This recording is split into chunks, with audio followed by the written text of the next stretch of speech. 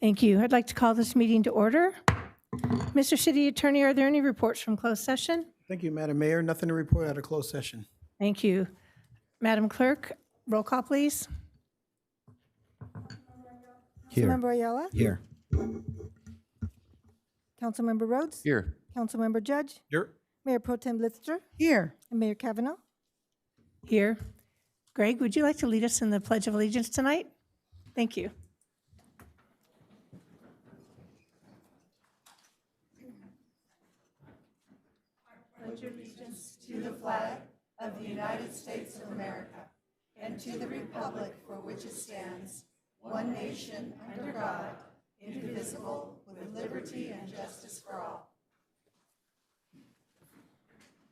Thank you.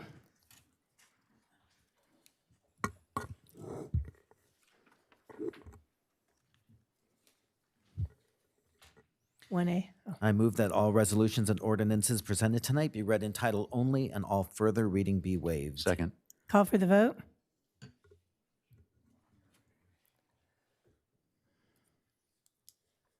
The motion passes unanimously. Thank you. If any member of the City Council may have a conflict of interest or any reason why that member must abstain from consideration of any matter on this agenda, he or she should so declare at this time. Seeing none, we can move on. Madam Mayor and members of the City Council, the first item on the agenda is item 1D1. Presentation of a 20-year service award and July Employee of the Month to Gregory Seymour, and Community Services Manager Kimberly Post is here to present this item.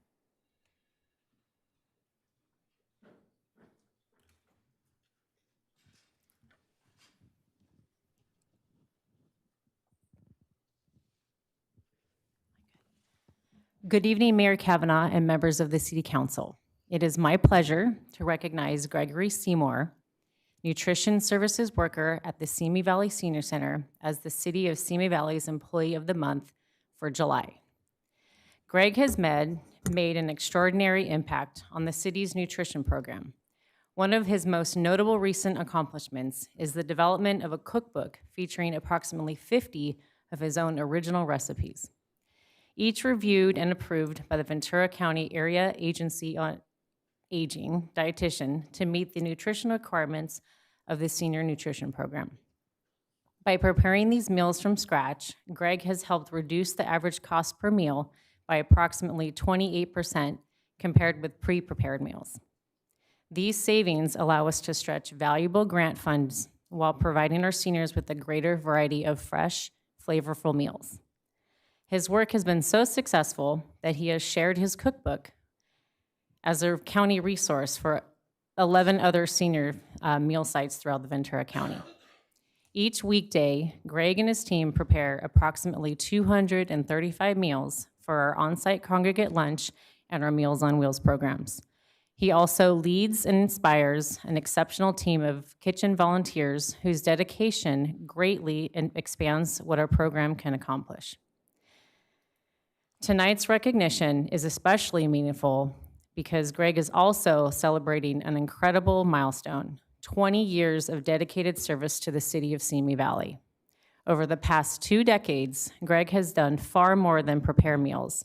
He has built lasting relationships with seniors and volunteers and enriched the lives of thousands of older adults in our community. Whether he is preparing lunch in the Rendezvous Cafe, making meals for our Meals on Wheels clients, mentoring volunteers, or supporting a special event, Greg approaches his work with kindness, professionalism, and genuine compassion. For many of our seniors we serve, a meal is much more than just food. It's an opportunity for connection, friendship, and a sense of community. For a homebound senior, it may also mean a friendly face at the door and the comfort of knowing someone is looking out for them. Greg understands that. His work helps ensure our seniors receive not only a nutritious meal, but also dignity, care, and a sense of belonging. Many of our participants know Greg by name and look forward to seeing him each day. He has earned the respect and admiration of his coworkers, volunteers, and the countless seniors whose lives he's touched. Even after 20 years of service, Greg continues to find new ways to improve the program and better serve our seniors. His dedication, innovation, and compassion truly embody the city's commitment to excellence. Please join me in congratulating Gregory Seymour on being named the City of Simi Valley's Employee of the Month for July and on 20 years of outstanding service to the City of Simi Valley.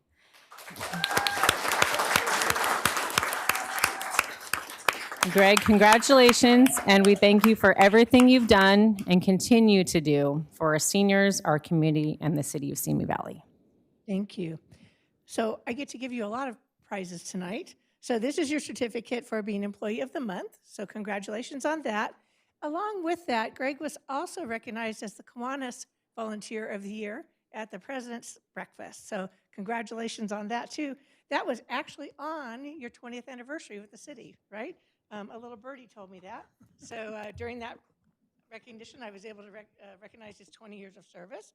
Here is your pin for that. And another certificate that I'm sure you have a special place for. My sister always called it a brag wall or a book. Put them in a book. That way you can keep track of them all. So this is your certificate for 20 years of dedicated service to our community. And you are so recognized in our senior center and so valuable there that we can't thank you enough. So thank you for all that you do. Would you like to say a few words? I just want to say that I love doing what I do, and I couldn't do what I do without my volunteers. They're really important. They make the program work. Thank you. You're welcome. Congratulations. Take a picture.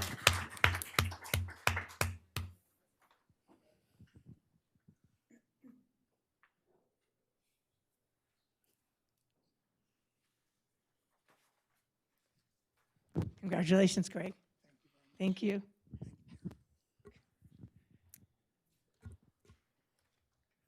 Madam Mayor and members of the City Council, next on the agenda is item 1D2, Certificate of Recognition to Carol Barona with Kids and Things for 50 years of dedicated service and congratulations upon her retirement. And Senior Management Analyst Heidi DiNardo is here to present this item. I don't see Heidi. There she is. Oh, she's not here, so we're... She is not. I've been in correspondence. She doesn't know what time she's able, so I think maybe we should go forward with this presentation. She can see it online, I think, and I may add a minute to it, and if that's all right. But thank you, Heidi.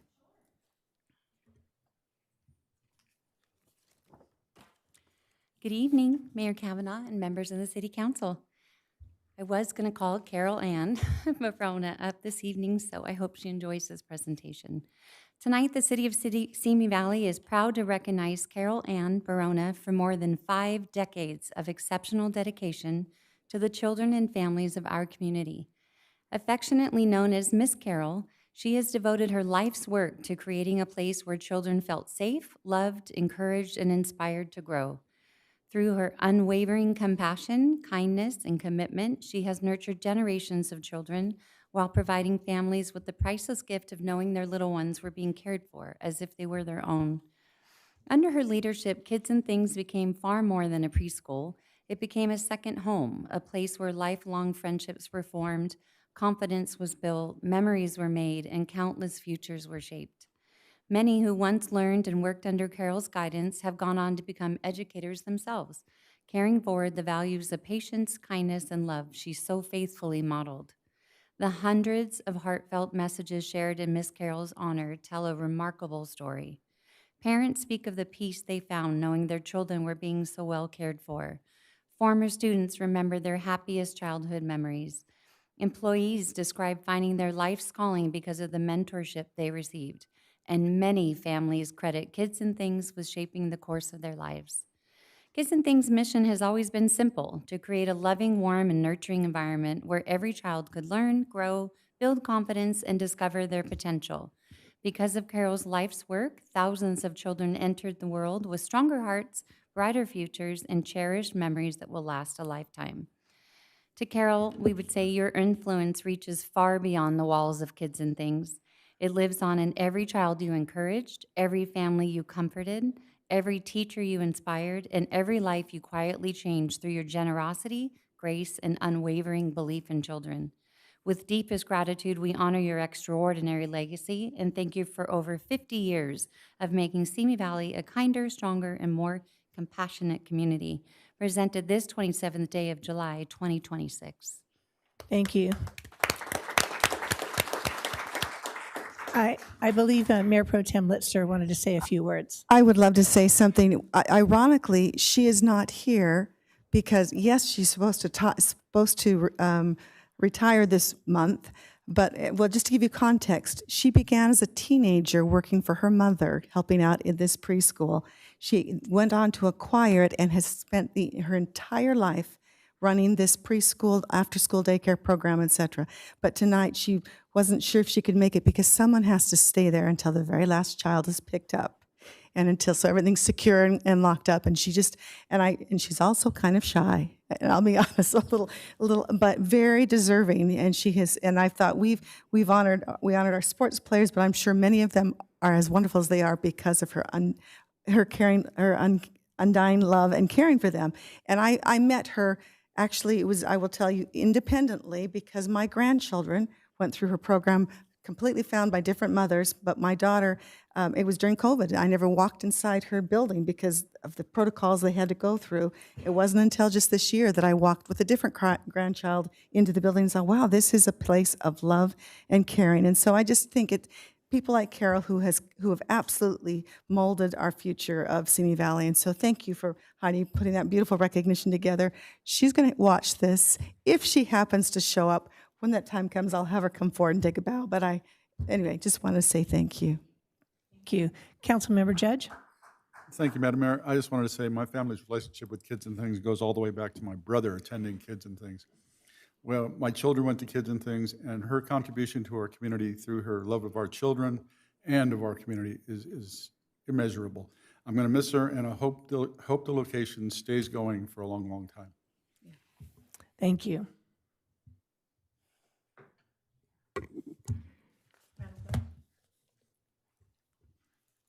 Madam Mayor, members of the City Council, next on the agenda is item 2, public statements on appointments, special presentations, and informational reports, and we have no public comment or items under this item. Madam Mayor and members of City Council, next on the agenda is item 4, public statements. If you are participating by phone and wish to provide public comment, please raise your hand by pressing *9. While waiting to be recognized, please remain on the line and listen to the instructions. Agenda item number 4 is the time set aside for public statements from individuals who have submitted a speaker card, as well as those participating by phone. Because there are no public hearings scheduled for this evening, all public statements will be heard under agenda item number 4. Agenda items 4 and 6 are designated for public statements on all matters except public hearings, appointments, and informational reports. Speakers will be called on in the order their card was submitted and will have up to 3 minutes to address the City Council. Speakers participating by phone will be recognized after all in-person speakers have been called. When the clerk recognizes you, and you will be prompted to press *6 to unmute your phone before addressing the City Council, and will have up to 3 minutes to speak. The mayor will notify you when you have 30 seconds remaining. Persons addressing the City Council are requested to state their name and community residence for the record before you begin their comments. Madam Mayor, unless you have any comments, we can begin public statements. Please proceed. I will call three speakers at a time so you know who you follow. Richard Douglas, Ben Davis, and Chris Herwin.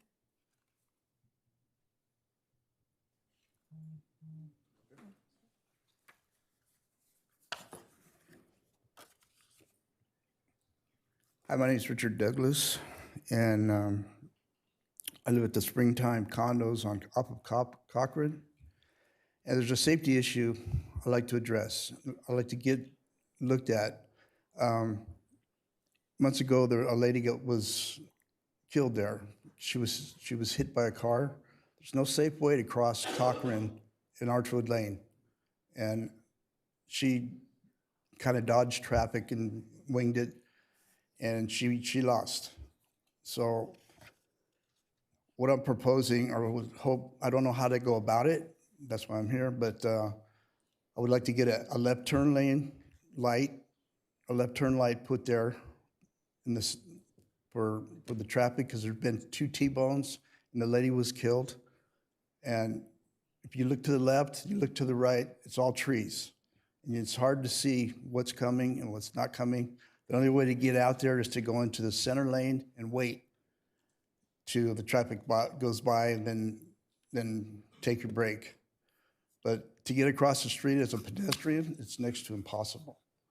So I see the high school kids going through, and they'd be band together and go, okay, let's go. They wait for a clearing, and they run across the street. I don't think that's a way for the high schoolers to have to go to school, because the parents drop them off in the Harley parking lot, and there's the ice cream or the drink truck there, or a coffee truck. They get their goodies, but then they still got to make it to school, or they do the same thing at the end of the day. But I'm proposing maybe a push-button crosswalk on Archwood Lane or close to it, so they can safely walk across the street, and a left turn lane so the cars coming out can safely make a turn, because the visibility, unless it's perfectly clear, it's hard to see. I think that's a safety issue, and it's something to be looked at. I don't know what else to do. Is there somebody I can contact for somebody? You need petitions, you need signatures, you need what? Our city manager will address you. So thank you, Mr. Douglas. We have received previous requests for an evaluation of this area at Archwood and Cochrane. City staff is waiting until school begins to do the traffic assessment there, to get a true vision of really what the traffic impacts are in that area before making any kind of recommendation to the council. Okay, what they're doing is they're putting in the charging stations. They got 16 units, and each unit takes 2 cars. And that's just going to add to, I mean, that's 32 units, 32 more cars that are ready to go. And I don't know what, I guess until somebody else gets hurt or some more accidents, nobody's going to even care, but Staff will be evaluating the location once school begins. I'm just bringing it, saying something so it gets said. All right, thank you, Mr. Douglas.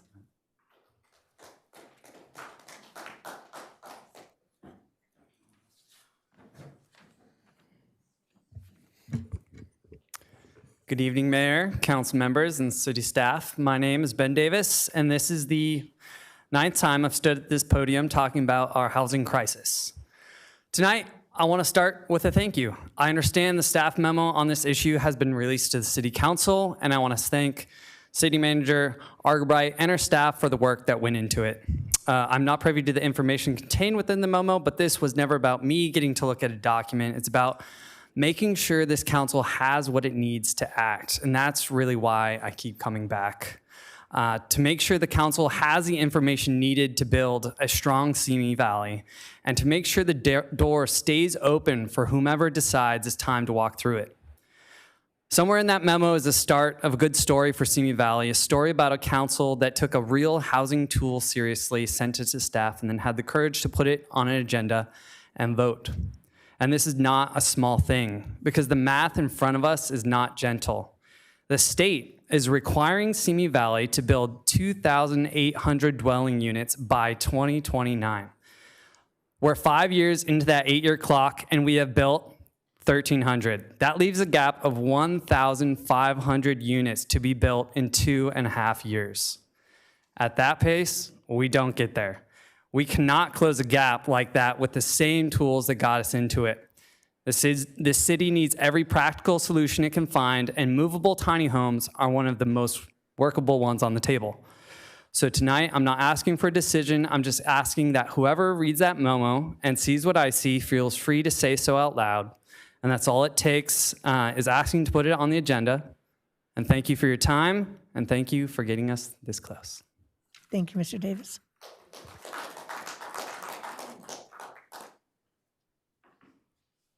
Chris Herwin.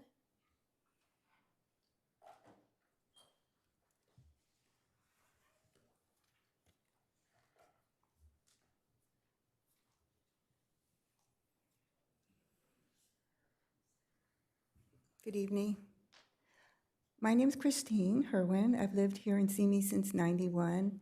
I spoke with the city manager a few weeks ago, and I was telling her that I was quite appalled by some of our neighborhoods, especially our neighborhoods from maybe the 1950s and their condition and how run down they were. And they're also near some of our little grammar schools as well. So I also left a message for Ms. Kavanaugh, which you never called me back. And for Mr. Rhodes, you never called me back. The thing is, you need to see it for yourself. I want you to take a ride down Cochrane. Take a left on Callahan. As soon as you take a left, take a quick right on Agnew. The first 4 homes are so bad, the weeds are up to here. There's no numbers on the front of the house. It's just appalling. There's, cars parked up on the lawn, on the grass, trash cans all out in the front, windows that don't work, the paint's really bad. And then the neighborhood qualities just go down because people aren't, they're not told, this is how we live here in Simi. We're not in the position where we can hurt our neighbors and the value of their homes. And there was one house that was quite appalling. It was at 3297 Elmore that I've been talking about to code enforcement for 15, 16 years. I've never seen, I'm 80 years old, and I have never seen a house in such bad condition. The trees were so big, they actually fell over the property with the branches on the ground. Ma'am, you need to address the council. You could not see the windows or the front door. It was like the house was in Yosemite or something. And the neighbors next door, I said, well, their property was being invaded by all these trees. And I said, what do you do? He goes, they won't do anything about it. Most people on our street have complained and to code enforcement, and they do nothing about it. And that's the bad part, because everybody's property values go down. Now, most, I think, homes in city look pretty nice, but when you go down streets like Agnew and Anderson, it is atrocious. 6 cars parked on the lawn. One house had 3 boats on the yard. Trees just trashed and junk all over the place, and fences that are all broken down. I tell code enforcement, please, Mr. Jesus, could you please just I'm sorry, Ms. drive Irwin, down your the time is street up. and just look at this and see what you can do, but they don't do it. Thank you. And I'd like to know why you never called me back. I asked this. That was quite rude, actually. Oh, I apologize for that. I asked somebody to assist you. Thank next- you. The Okay, next 1 res- second, I'm sorry. The yellow 30-second light is not coming on. Let me check that. It Mayor. stayed green the whole time.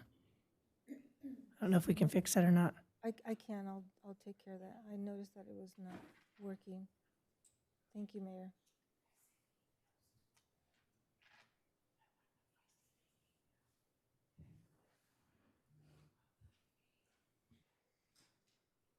Got it? Yes. The next three speakers, Deb Dickerson, Dale Steineck, and Doreen Stoutland.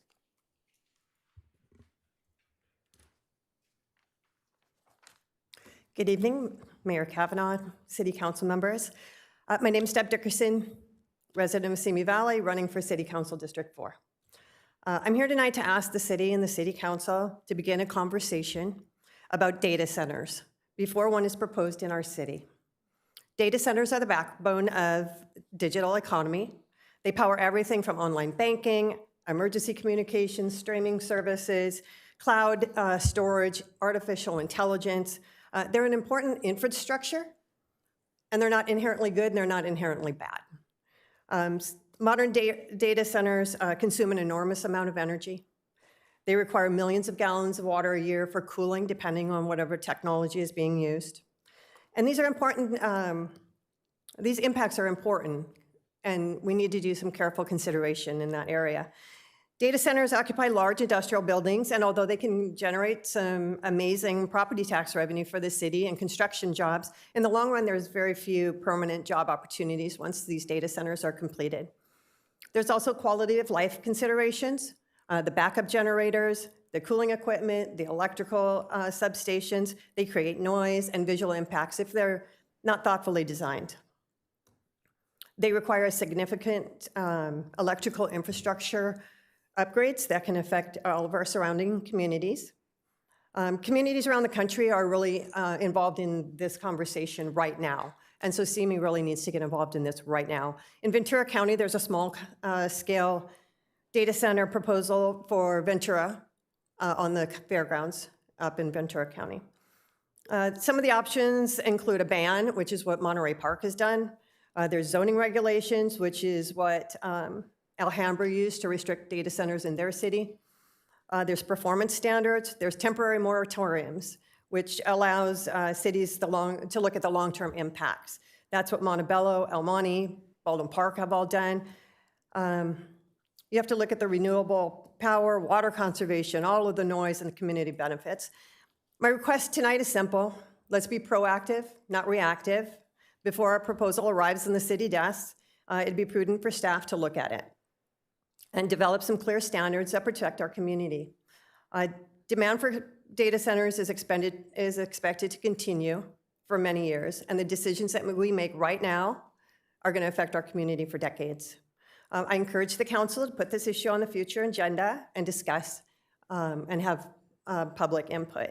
So thank you for your time and consideration. Thank you.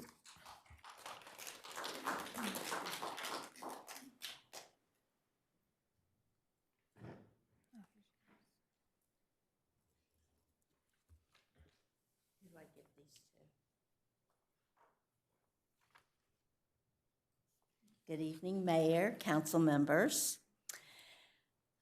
I'm Dale Steinick. I own a company called Ultimate Locations. I negotiate TV and film location contracts as well as scout locations. In front of you is the list that of all the locations that I've been getting since our last committee meeting, or since your last committee meeting, council meeting, I'm sorry.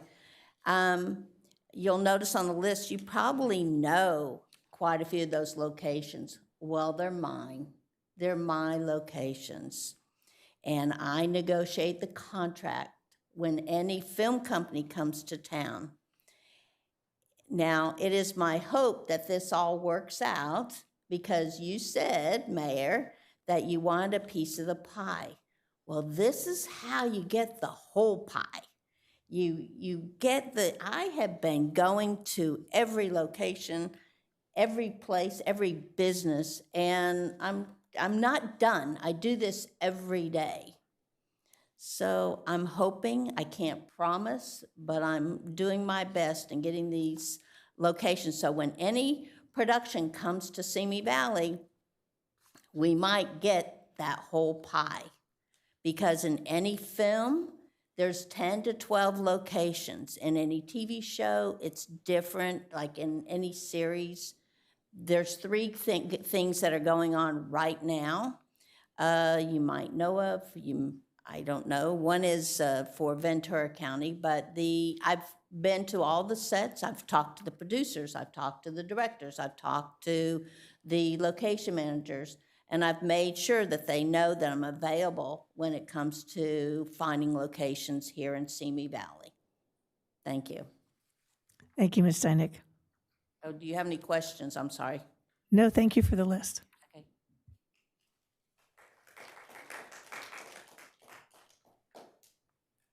Hi, I'm throwing two things in there really fast. We're having a donor blood drive on August 4th for one of our own, and a 12-year-old named Arabella here from Simi Valley. So we need everyone to come out to the blood drive. Okay, on to the next. Thank you, Mayor, City Council, and staff for your time. My name is Doreen Stetland, and a 10-year resident of the Woodlands. So I have to say I am at a loss, and I'm the last person to stand before you and say to consider KB Runkle Canyon's request that they are seeking. I appreciate the city's due diligence to make the construction on the estate lots safe, because we all know the issues that are plaguing Talbert and other areas in the development.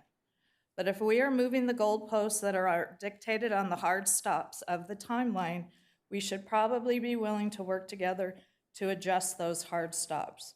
As we are waiting for additional information requested by the city, let's move to work together in another area of construction. If this is not considered, this leaves us all at an impasse, but unfortunately, the homeowners are the ones who continue to suffer the most. We all need to work together to get this development finished. Thank you. Thank you. The next three speakers, Ivana Chrisman, Royce Cadwell, and Ronnie Helge. I'm not going to read all of this. Good evening, Mayor Kavanaugh and members of the City Council. My name is Ivana Chrisman. I am a planning commissioner. However, tonight I'm only speaking exclusively as a resident of the Runkle Canyon project. Right now, it feels as though the city and the developer are two giants battling each other while the residents are trapped in the middle and taking the punches. You can imagine that. We are living with unfinished streets, continued uncertainty, legitimate safety concerns, and no clear understanding on when or how this project will finally be completed. I'm asking you to please not continue this. I'm asking both sides to stop trading accusations and begin working through a transparent, solution-oriented process. This community deserves a clean public accounting of what has been completed, what remains unsolved, and who is responsible for each remaining action and when each action will be completed. I respectfully ask the City Council to direct the city staff and the developer to immediately establish a working group that includes the appropriate licensed technical professionals from both sides. If you can't agree on that, bring in mutually acceptable ones. Please do everything within your power and authority to move forward with paving of the Buckbrush and Purple Sage streets. If those streets can't proceed separately from the disputed area, please find a way to separate that work and get it done. Safety must never be compromised, but safety must not become a blanket justification for indefinite delays. We need an expedited process that remains thorough, technically sound, and protective of both existing and future residents. The city and the developer need to sit down at the same table, work from the same verified facts, and pursue the same objective: a safe, transparent, accountable, and fast-track path to completing this community. Most importantly, keep the residents informed and meaningfully involved. We are not bystanders in this process. Every question we ask of the city is always the same answer. It's with the city attorney. Legal considerations should not become a wall between the city and the constituents. Please find a way, because right now, all I hear from our residents is, are the homes safe for us to be in? This is our neighborhood, our safety, our homes, and our investments. We are here tonight asking for transparency, accountability, and action. Thank you. Thank you.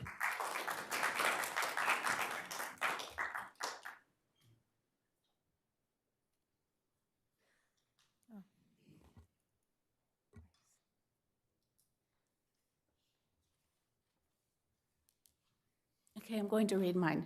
I am Royce Cadwell, and thank you all. I, too, am with the Woodlands. I'm coming with a different perspective. KB is using the fire as yet another excuse because they haven't made progress in the areas they're building. There were areas that were maybe affected by the fire, but that was only 2 of the lots, and they have asked for 5 years. That seems to be their number as an extension. We asked for 3 last year. You gave them 5.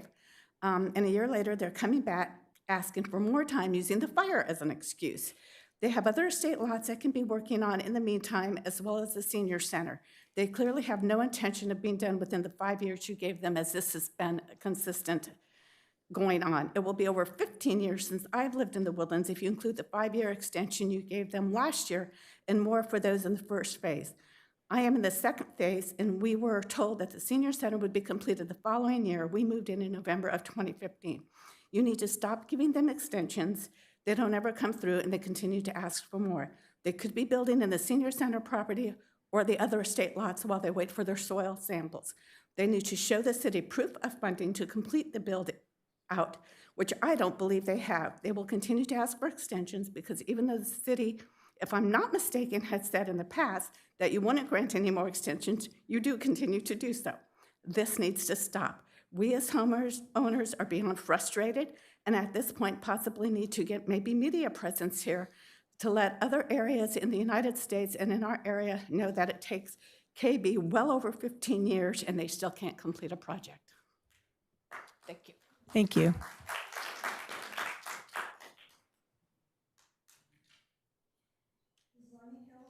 Ronnie Helge? My complaint is city employees not doing their jobs. I walked a dog along the wash down by Harbor Freight, down by First Street. I've been walking dogs down there for years, and I'm starting to find hypodermic needles. The trash along there is building up. I took one hypodermic needle to the police station, and it was like it went in one ear and out the other, you know. There's people sleeping down there in the middle of the bike path. You got to dodge these e-bikes there's signs all over, no motor vehicles. If they got a motor on them, if it's electric, it's still a motor. And nothing's being done about that. And I had my windows tinted in my truck. And when I had them tinted, the guy says, well, I can't do dark windows because you'll get a ticket. Well, if that's the case, I can go out here in the parking lot and probably pick out 10 cars that's got black windows, and the police aren't doing anything about that. And that's all I got to say. But how come you weren't in your office at 9:30 this morning? Mayor? I was home ill this morning. Pardon me? I was home ill this morning. Oh, okay. Thank you. Thank you.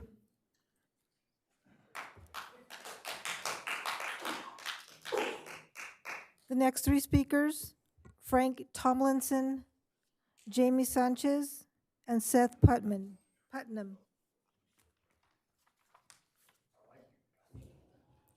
Good evening. Since the last time that I addressed the council, I have taken the time to review the memo that the city put out regarding the military banners that hang around our community. I also took the time to look back at the first time that I addressed the council. I realized that when I addressed the council the first time that I was asking for you to allow us to be able to distribute the military banners from our location in the Simi Valley Mall.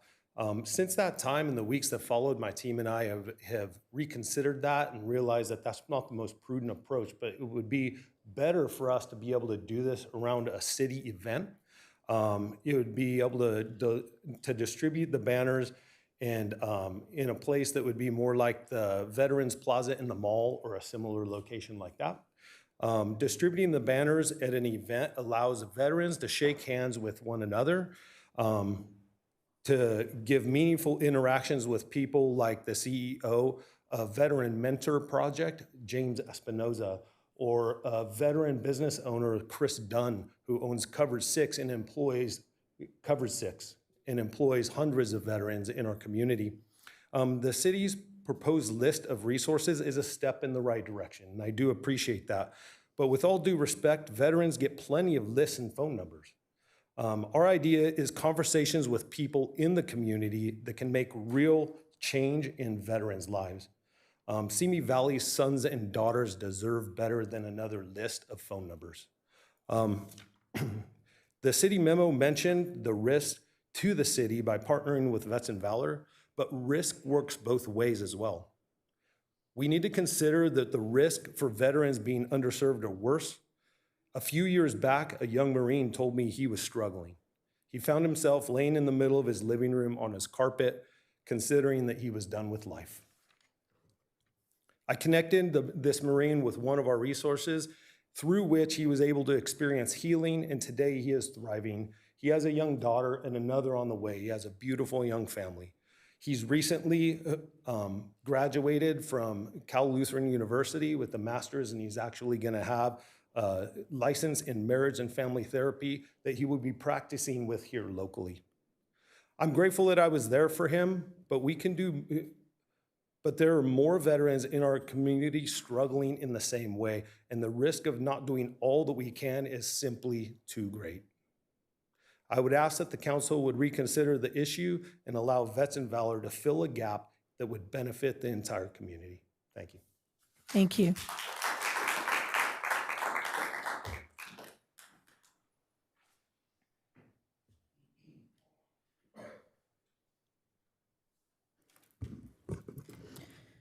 Before I begin, I want to acknowledge that we are gathered on the traditional lands of the Chumash people. I honor their enduring connection to this land and pay my respects to their elders, past and present. Good evening, my name is Jamie Sanchez. It has been almost a year since Michael Robinson was attacked and assaulted. It has almost been a year since I realized that one person's voice can help create change. That's why I keep coming back. August has always marked turning points in my life. August 12, 2002, I joined the Navy. August 12, 2010, I was honorably discharged. And on August 12, 2016, I nearly lost my life in a car accident. Living with PTSD from both military service and the challenges of returning to civilian life has changed me in ways I never expected. It taught me that healing doesn't happen alone. People need to know that they belong, that they're seen, and that their community cares. Healing isn't just about healthcare, it's about feeling like you belong in the community you come home to.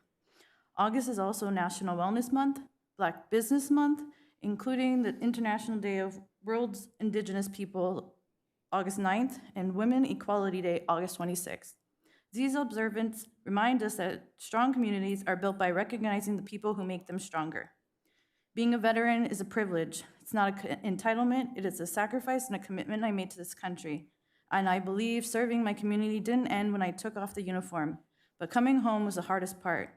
I didn't know where to turn or who to talk to, so when you discuss something as simple as veteran banners, I hope you also think about how your decisions make a veteran feel welcomed, valued, and at home. FYI, I never received a banner. As a single parent, I teach my children to use their voices and to stand up for people who cannot stand up for themselves. Again, that's why I'm here. There is always more to say than 3 minutes allow. Sometimes I feel heard, and sometimes I feel like I'm simply filling a speaking slot. But I will continue showing up because representation isn't about agreeing with every voice, it's about listening to every voice. If you are here to represent the city, then I ask that you represent all of it, every resident regardless of race, gender, nationality, religion, veteran status, or documentation. That's what public service looks like. That's the Simi Valley I will continue to advocate for, and I hope you'll stand with all of us in building it. And last, what I'd like to include, when I last spoke here on June 22nd, I said that 42 people had been abducted here in Simi Valley. Today, that number is 49. Whether you agree with me or not, my message remains the same. We should be protecting all people. Every member of our community deserves to be treated with dignity and humanity. Thank you. Thank you, Ms. Sanchez.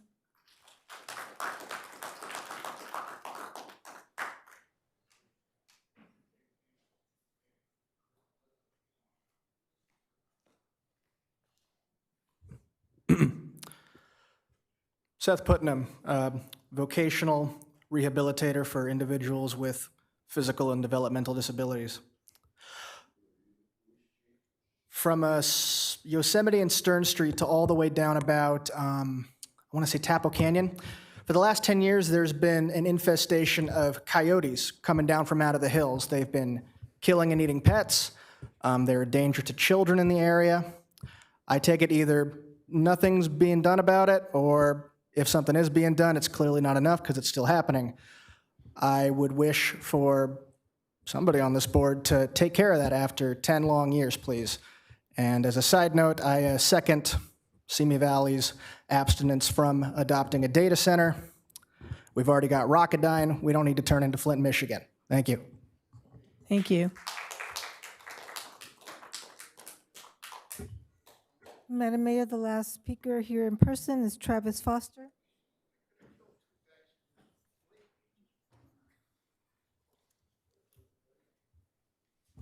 Hello, my name is Travis Foster. I've been a citizen here pretty much my whole life, and I'm also here about the coyote infestation that has been affecting our community. This has been going on for several years since the fires we had about maybe 6 or 7 years ago. They seem to have pushed coyotes into our neighborhoods, and I have lost my local neighborhood where I live, my street, the ABC tract, has lost 6 cats to coyote attacks in the last year or so. And I'm here because of one of my neighbor's cats, Emily, a cute little sweet brown tabby cat that unfortunately a few weeks back ago was eaten by coyotes. And when I first got my cat, Kiki, she used to be able to go out at night. She is an indoor-outdoor cat. She enjoys being outside and being indoors. And since the coyote attacks, we have to keep her inside at night because she is in danger if she goes out. The other thing about the coyotes that I think needs mentioning is they're not just a threat to our furry friends, our animal companions. They're a threat to our citizens as well. Because a few months ago, I was going to work. I get up at work at about 7, 8 a.m., go to the office, and in broad daylight, walking down the street while kids were walking to the elementary school near me, I saw a large coyote with huge chunks of fur missing, covered in bugs, covered in flies, walking around the sidewalks at the same time children were going to school. And it made me wonder what would happen if one of these coyotes bit and attacked one of our kids.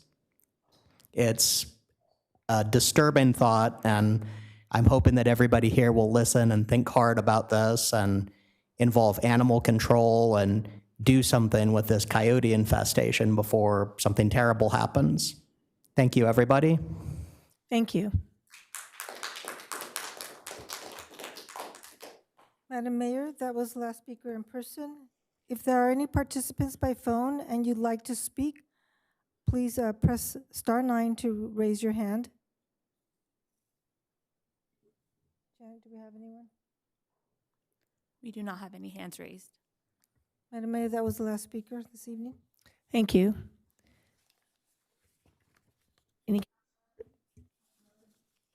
Any council members wish to? Oh, I'm sorry. I'm looking for my page here. Madam Mayor, members of the City Council, next on the agenda is item 4A, council comments regarding public statements. I was getting ahead of myself, sorry. My reader is not having anyone come up. Can somebody put a name on just to see if it'll switch over? There, it did. Okay, thank you. Councilmember Rhodes. I was just testing the system. No, I'm. Thank you, everyone, for coming out to speak. We'll do kind of a group thing. For those concerned about the woodlands, we will be having a conversation about that later, so we'll kind of let that happen. Doreen, however, I'm already signed up for the blood drive, so I encourage everyone to do that. We need a few more spots filled. Let's see. Oh, Chris Irwin, still here? No. She made a comment about not getting back. I think both Mayor and I do the same thing. We get these requests for information, and we pass them within the chamber to staff, and that's my fault for not getting back, so I would apologize to her if you were here that I didn't specifically get back and say that I heard you and passed on the information about the houses in disrepair.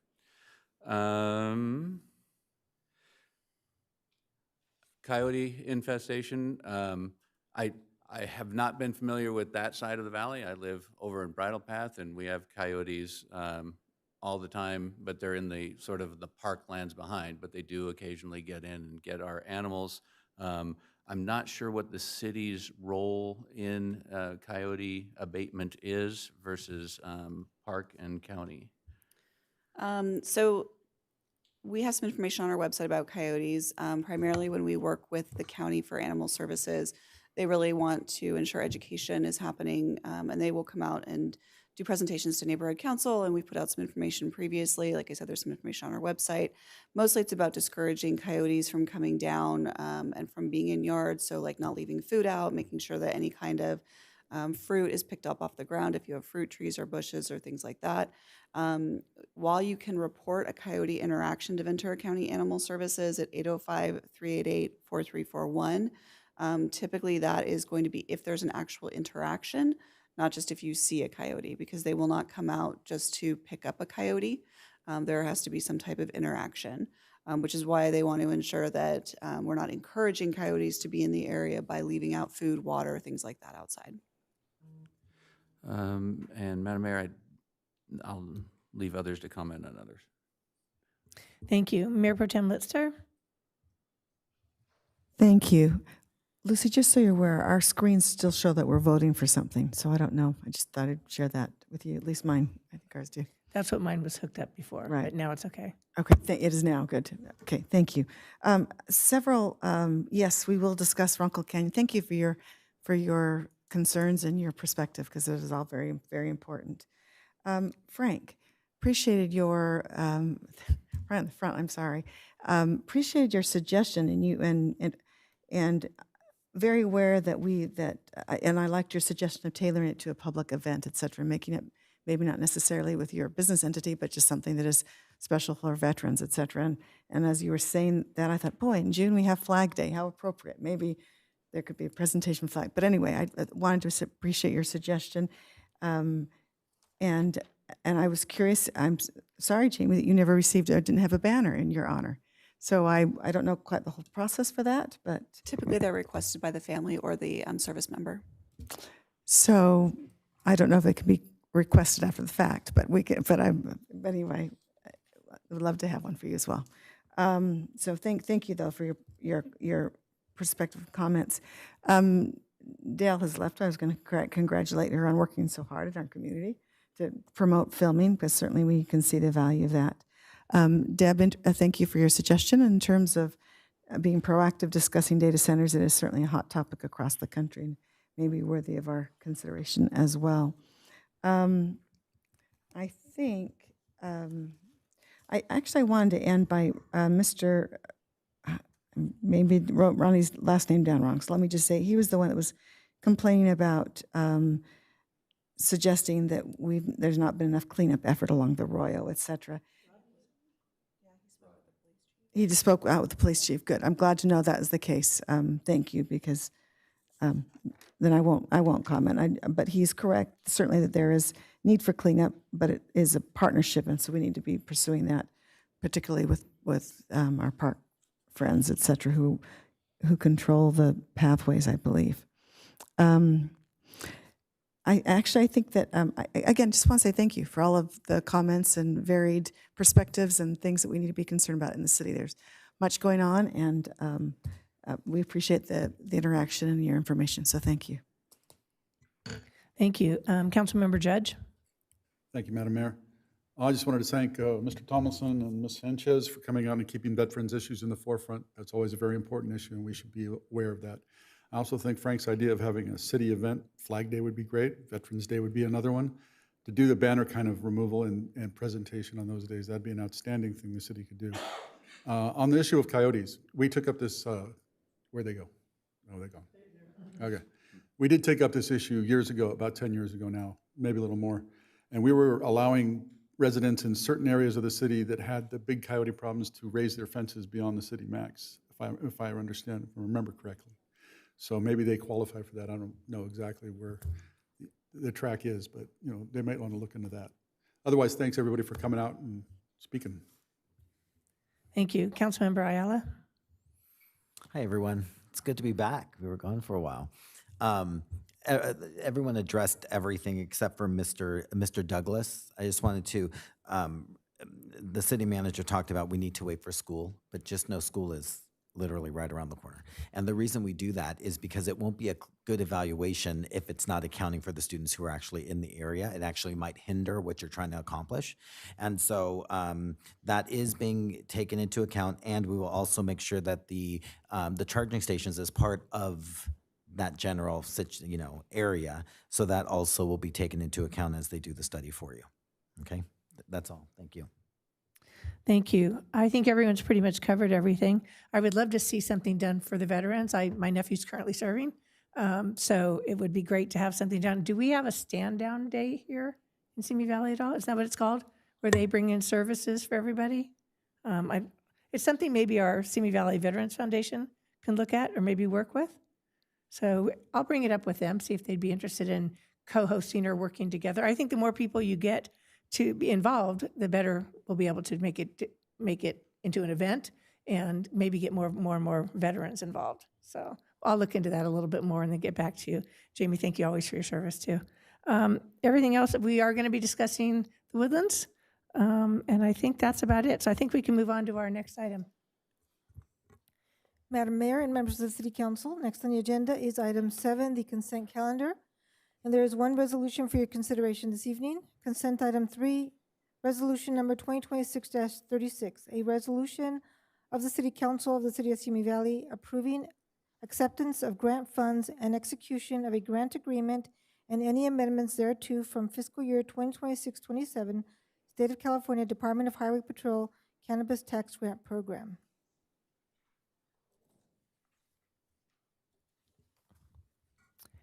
Mayor Pro Tem Litster. Thank you. I know you want a motion and consent calendar. I would love to actually just make a commentation on, or comment on number 8, if I could. Can I just make that comment and then we vote for the whole thing? And I'm going to make a comment on 2. I Well, don't need then let's- neither one of us need to pull the item. Okay, you get 15 seconds now. Do you want to start with 2 or 8? You went first, so Okay. you started with 8. Only that this consent calendar item is to basically put in the retroflective backplates on throughout all of the entire city. We were told it was going to be about $1 million to do that. The bids came in at anywhere from $160,000 to $300,000, and it's all being paid for with grant money, and our cost to the city is $16,000. So I just wanted to say thank you for all who worked on that, much better than what we originally were told, and so I'm heartily going to vote for that item. I just wanted to get it out there on the record that I think this is a very good thing that's transpired. Thank you for bringing that up. Councilmember Rhodes? Yeah, it's another good job announcement. On number 2, we get a financial report each month and an investment report. And I often ask staff and am curious of ways that we can do better. And after a discussion with them about this monthly report, changes they made, should it be an annualized investment improvement, it would have equated to $66,000 with a pretty well thought out change. So congrats to staff. Thank you for looking at these things, and those little changes make a big difference and help us keep taxes low because we're finding other revenue streams. Thank you. I like it when it's good things. I'm open to a motion. Move the consent calendar. Second. Thank you. Call for the vote. Is it working? No? Let me try it again. I don't know what's going on with this. It's here now. Okay.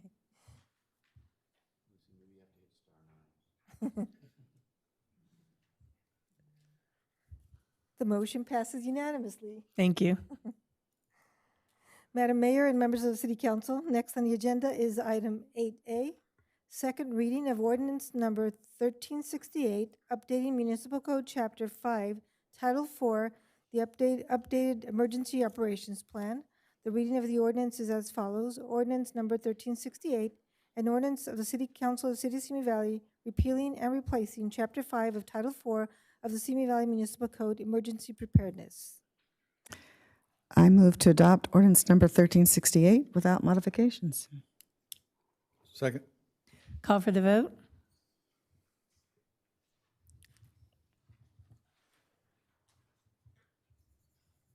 The motion passes unanimously. You're welcome, Ms. Connor. And thank you for all your work on that. Much appreciated. Madam Mayor and members of the City Council, next on the agenda is item 8B, second reading of ordinance number 1372, amending portions of Title 9 of the Simi Valley Municipal Code to update regulations in the Simi Valley Municipal Code governing density bonus and incentives provisions, and determination that the amendments are exempt from the California Environmental Quality Act. The reading of the ordinance is as follows. Ordinance number 1372, an ordinance of the City Council of the City of Simi Valley for city-initiated municipal code text amendment Z-S-2026-0002 to amend portions of Title IX of the Simi Valley Municipal Code to update regulations in Simi Valley Municipal Code governing density bonus and incentives provisions, and determination that the amendments are exempt from the California Environmental Quality Act. Do I have a motion? I'll move the second reading of ordinance number 1372. Thank Second. you. Second? Second, thank you. Call for the vote.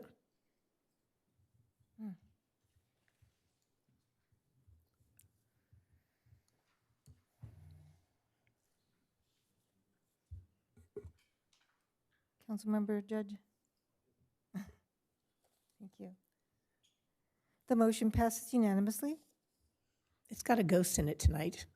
So, Madam Mayor and members of the City Council, next on the agenda is item 8C, second reading of ordinance number 1373.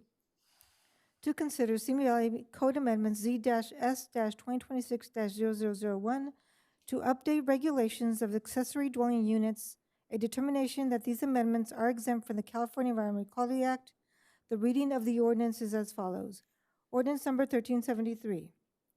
An ordinance of the City Council of the City of Simi Valley for Simi Valley Municipal Code Amendments Z-S-2026-0001 to update regulations for the accessory dwelling units and a determination that these amendments are exempt from the California Environmental Quality Act. I have a quick comment on that one. Thank you. Councilmember Rhodes? Yeah, this is one of those ordinances that we need to do to become in compliance with the laws. And what's so stupid about these things is that it's a moving target all the time. AB 956 and SB 1117 are coming down the pike, and they're going to change what we're doing tonight. But we need to move this forward. So I'd be happy to move this item. I'll second it. Thank you. Call for the vote.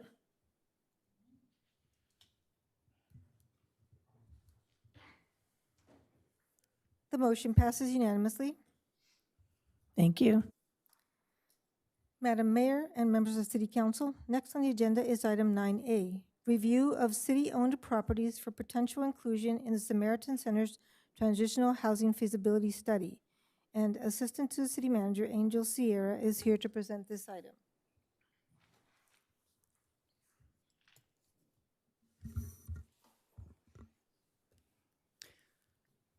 Good evening, Mayor Kavanaugh and members of the City Council. The item before you this evening is a follow-up to the City Council's June 8, 2026 action approving a letter of support for the Samaritan Center's application for grant funding to conduct a transitional housing project feasibility study. As discussed at that meeting, the purpose of the feasibility study is to evaluate potential housing models, site locations, development costs, operational considerations, and service partnerships before any specific project or site is advanced. Following the council's action, representatives from the Samaritan Center asked if there were any city-owned properties that could be included as potential sites for evaluation as part of the study. In response, and as directed by council, staff conducted a preliminary review of city-owned parcels throughout the city. The evaluation considered parcel size, location, access, existing city operations, general plan and zoning considerations, environmental constraints, and planned municipal uses of each site. Staff also consulted with the Police Department and Environmental Services Department regarding operational, public safety, infrastructure, and land use considerations, assisted with developing transitional housing on city-owned property. Based on that review, 5 city-owned properties were identified that may warrant additional evaluation as part of the feasibility study included in the staff report. It's important to note that inclusion of a property in the feasibility study does not represent a recommendation that the site is suitable for development, nor does it commit the city to making the property available for a future project. Any future proposal involving city-owned property would require additional analysis, environmental review, and future City Council consideration and action. The purpose of tonight's item is simply to provide the City Council with the opportunity to review the identified properties and determine whether any of them should be included in the Samaritan Center's feasibility study. That concludes staff's report, and I would be happy to answer any questions. Thank you, Mr. Sierra. Councilmember Rhodes. Thank you, Madam Mayor. And I want to thank the city for putting it together, the list. That we're working with due diligence to try and find opportunities for this feasibility study to take place. And I think it's a worthy goal. Of the 5 properties that were listed, I would remove one of them from the list. It just doesn't seem feasible at all. That would be address number 2 on our list. It looks like an existing pocket park in the middle of a residential neighborhood, and I don't think that fits in a, I don't think it's feasible, so we don't need to study it. So are you talking about number 3, Lubbock Drive and Tyler Court? That's the one that's in the residence. Number 2 is here on city property that's I'm next to sorry, the yes, senior center. Number 3. Yes, Okay. Yes. Can't read my own writing. I had a question about, and it was answered for me before the meeting, the first property that was near the fire station, and that we might have had another use for that, but that use is no longer in play, so including that in the feasibility study makes sense. I would just ask, since we're doing a feasibility study, that the Samaritan Center, I don't know if this has been part of your outreach other than just city properties, but private properties and county properties to be included in that feasibility study, because I think the wider you cast the net, the more likely it is that you'll end up with a property that actually comes out feasible to do this in Simi Valley. So I would encourage you to do that, but I'm happy to include those other 4 properties, or recommend that we include those 4 properties in the feasibility study. Thank you. Councilmember Ayala. Thank you. And I do see the president of the board is here for the Samaritan Center. So as Councilmember Rhodes said, a lot of the empty lots that are around the city doesn't own, right? They're owned by private people. So I think it is important to reach out to those others and cast that net to do that. But what I was going to say in general is the people who've reached out to me, I just want to make sure everyone understands that this is not a homeless shelter. This is not a drop-in center for homeless people to go every day. This does not replace the Samaritan Center. This is a transitional housing project study, right, at this point, where the individuals who would be there are the ones that, if they were to be provided wraparound services like counseling and case management and job placement and job training, are the ones who are most likely to succeed and move on to permanent housing. That's what this is for. So I just want everyone to understand that, because I think a lot of what's coming out is that it is a homeless shelter as opposed to what a true transitional housing project is. And so I just wanted to make sure that, make sure everyone's on the same page with that. But other than that, I would accept Councilmember Rhodes' deletion of number 3 and support the other 4 that are in the feasibility study. Thank you. Mayor Pro Tem Litster. And I appreciate this discussion. Just to be clear, 4 and 5 are the train station parking lots that we're talking about. Is that correct? I just want to be Correct. sure that. Metrolink station. The Metrolink station. And number 2 is the property that we had looked at with Habitat for Humanity, that they were going to do some affordable housing. And there was also a discussion too, even about potentially veteran, Mike had made, Councilmember Judge had made that suggestion that would be a good site for Veterans Village or whatever. That's correct. Okay. Yeah. We have not had any further communication from Habitat for Humanity. We have reached out multiple times. I have personally, as well as staff in environmental services, and we have not received any further communication from them about furthering their project. So that's where that stands today. Got it. Okay.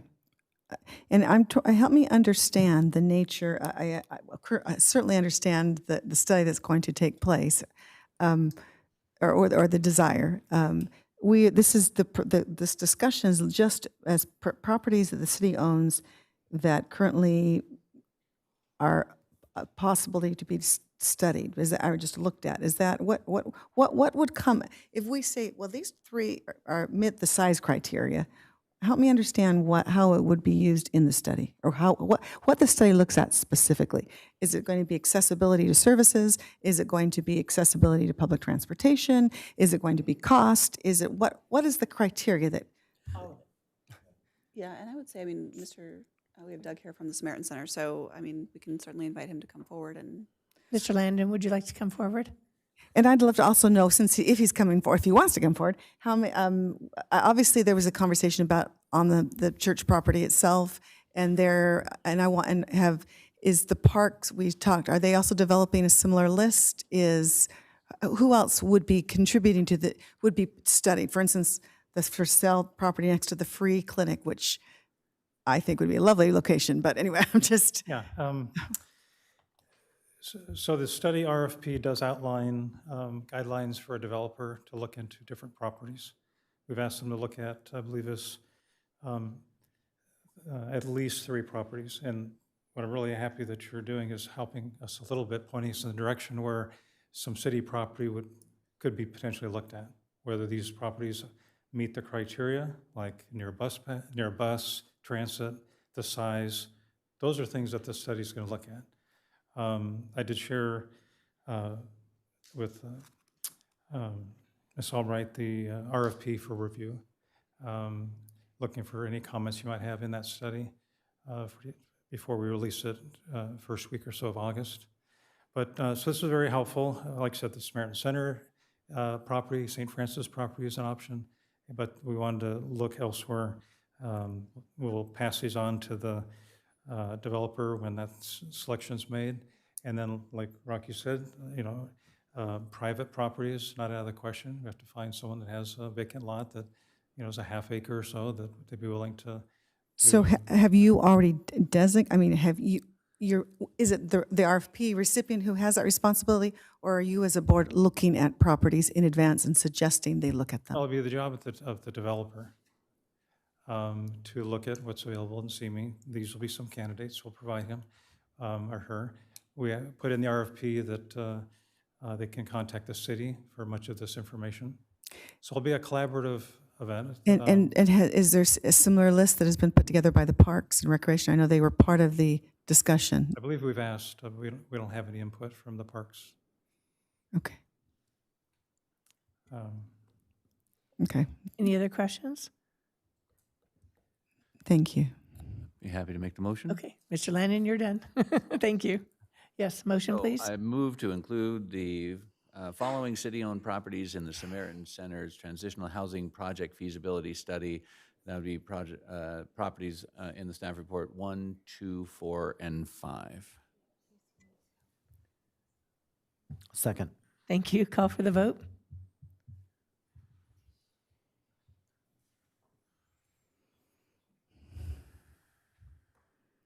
Mayor Pro Tem Lister. Thank you. The motion passes with Mayor Pro Tem Lister voting no. Thank you. Madam Mayor and members of the City Council, next on the agenda is item 9B, consideration of the permitted delay notice submitted by Runkle Canyon LLC for the Runkle Canyon Woodlands Project, which declares a force majeure delay under Section 29B of the Fifth Amendment to Development Agreement DA-04-01 and request a day-for-day extension of all hard milestones and a recommendation that the City Council deny request. Assistant City Manager Luis Garibay and City Attorney Al Ford are here to present this item, followed by a presentation by Jordan Ferguson representing Runkle Canyon. Good evening, Mayor and Council. Tonight for your consideration is a request for a permitted delay by Runkle Canyon LLC for the Runkle Canyon/Woodlands project. On May 18, 2026, the Sandy Fire incident began in Simi Valley, which burned near the Runkle Canyon Woodlands project site. As a result, the developer had requested from staff additional time to be able to assess the damage or the potential damage that was created from the fire. On June 22nd, 2026, the city agreed to extend the hard milestone deadlines for the project that were mutually agreed upon and negotiated as part of the Fifth Amendment of the Development Agreement to allow them an additional 120 days. On July 7th, 2026, the developer submitted a permitted delay notice to the city claiming a force majeure delay and requested a day-for-day extension for all hard milestones until the Sandy Fire event and claim processing delays could be resolved to the mutual agreement of both parties. Staff reviewed the permitted delay notice, and on July 9th, 2026, the city issued a written objection to the developer based on several factors that were outlined in the letter that was included as part of your agenda packet tonight, labeled as Attachment C. Staff recommends the City Council deny the request for a permitted delay and a day-for-day extension of the hard milestones, and to affirm the city's written objection to the asserted force majeure delay. Representatives from the developer are here tonight and have requested council's permission to provide a presentation supporting their request. After that, staff is available to answer any questions. Thank you. Would the developer like to come forward, please?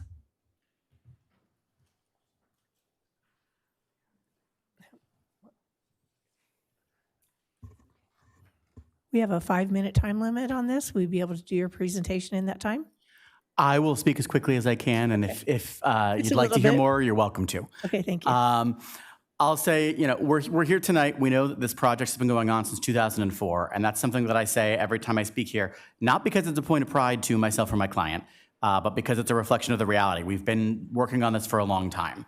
Another thing that I'd like to say at the outset is the team that is working on this project currently, myself included, is new to the project. We've been working on it for a few years now, but we were not involved since 2004. I can tell you, I speak to this team regularly. Everyone on this team is committed to getting this project done. I believe we share two goals with City Council, City staff, and City consultants. We want to build the project quickly, and we want to build it safely. There is some conflict between those two goals from time to time, and that's one of the reasons we're here tonight. Building the safest possible project could take an eternity. We do not want to cut corners to build a fast project that's not safe. And so we're looking to find the proper middle ground here. But I also want to make clear, and let me see if I can, there we go. I also want to make clear that we have made progress here over the last year. The grading was done on the Phase 1 estate lots, completed back in March of this year. We have second plan check comments received from the city for the Senior Community and Recreation Center in June, and are submitting what we hope is our third and final plan check on those in August. The hope is that city will be able to review and approve those plans from there. We also have a final plan development application, which was approved by the Planning Commission on May 13th, 2026, governing all 25 estate lots, and we are working to move those elements of the project forward. So I'm here tonight seeking an extension based on two force majeure events, the Sandy Fire, which has already been mentioned, and processing delays. I want to be clear when we say processing delays here. We don't have a problem with city staff, city consultants. We're not here to try to cast blame. We're not here to try to point fingers. We think everyone is doing their job, and we think everyone is doing their best to make this project safe and to get this project done. The issue is just that this is taking longer than we expected, and as I'll lay out over the next few minutes, we think it's going to take a little bit longer, and that's why we're here tonight. We've been trying over the last year to rebuild some credibility that we believe was lost over the 20 years before this team joined, and the way that we're trying to rebuild that credibility is through transparency. So I'm here to tell you what we believe is going on. What are the milestones that are affected? I can go into these in more detail, but I know I only have a few minutes, so I'm going to move as quickly as I can, although I don't know if I'm moving quickly now. Here we go. So the Sandy Fire, as I said, we've already mentioned this, but I'm going to show you a few images of the lots in question here. And the damage, which came sort of right up to our property lines and which affected hillsides behind the properties that we are hoping to construct in the near future. These were significant delays. They altered surface conditions above the estate lots. They triggered the need for post-wildfire geotechnical reconnaissance, and they delayed fieldwork that we were already in the middle of conducting. The idea that we could just pivot to other lots has been mentioned, and we are happy to explore that, of course. But I wanted to show you Phase 2, the next phase, was also right here in the burn area and is also affected. And so some of these geotechnical issues are likely to be the case there as well, and some of the post-wildfire reconnaissance we still need to do. To give you a sense again of, am I going back? I'm going backwards now. So to give you a sense of what we're up against here, the city's official proposal as to what we need to do in order to move this project forward is before they will issue building permits, we need to conduct post-wildfire reconnaissance that anticipates one full wet season after the fire. The wet season, as you may know, goes from October to April, and so a full wet season after the fire will take us through May of 2027. And this is the city's current geotechnical proposal saying, before we will issue permits to you, we need you to go to do observations through May of 2027. That is the nature of the extent of the delay we're asking for here. It's simply because we've been told that's how long the testing is going to take. There are other things that are causing delays here. You can see here an email from Ventura County Fire saying that all of our projects, including the senior center, are on hold and are delayed due to the fire. Again, the city's proposal is one full rainy season. When we were here in June, we all agreed 120 days was going to be necessary, and that takes us through November 2026. I assure you that we are working hard to get this done, but nobody on my team can make May 2027 happen by November 2026. And that's the nature of why we're here before you tonight.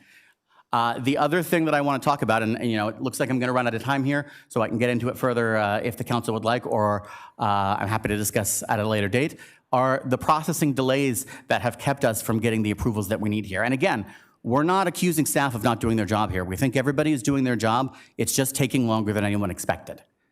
Let me give you a few examples here of what we are. Am I going backwards again? Yes. Let me give you a few examples of the delays that we're talking. Well, it looks like I've run out of the 5 minutes I've been given. Give you one more minute. Thank you, I appreciate that. I'll give you a few examples of what we've been doing here so you get a sense that we are really not sitting on our hands. Our geotechnical consultant submitted an update on all 25 estate lots in June of 2024. The city's response was not issued until June of 2025. We responded to that in October of 25 and got a response back a few weeks later. We submitted again on December 15th and submitted again on January 21st after our geotechnical consultant and the city's geotechnical consultant did a site visit together. January 26th of this year is the first time we were told we had problems beyond just one lot, and we were told it was actually 5 lots that we were dealing with here. From there, we've had 3 more rounds of responsive comments, studies, and documents. We've met on site again, and our geotechnical consultant has been at 8 all-hands meetings. None of this has been able to resolve the problems. City consultant finally told us on June 2nd, we can complete the review based on what you submitted in the revised response. We thought we were going to be here on June 23rd or June 22nd telling you we've got building permits. That didn't happen. What happened instead was we heard from the senior assistant city attorney that we needed final approval through the city attorney's consultant and city staff before we could move forward. That came in the form of a top 10 list. The top 10 list, as I already told you, requires at least 1 year of work and proposes several $100,000 in additional testing. We are more than willing to do that if that's what the city wants to mandate, but we can't do it faster than the timeline the city has given us. Okay, I'm going to call it right now. Sure. I'm sure we have some questions from the council. So, Councilmember Rhodes. I've been like first all night. I know, that's unusual. So I want you to know I thoroughly read the staff report. I also read the 49-page report submitted by your legal team. We appreciate that, thank you. And the geotechnical reports that were included in that. Here's my gut level reaction that you need to talk me out of.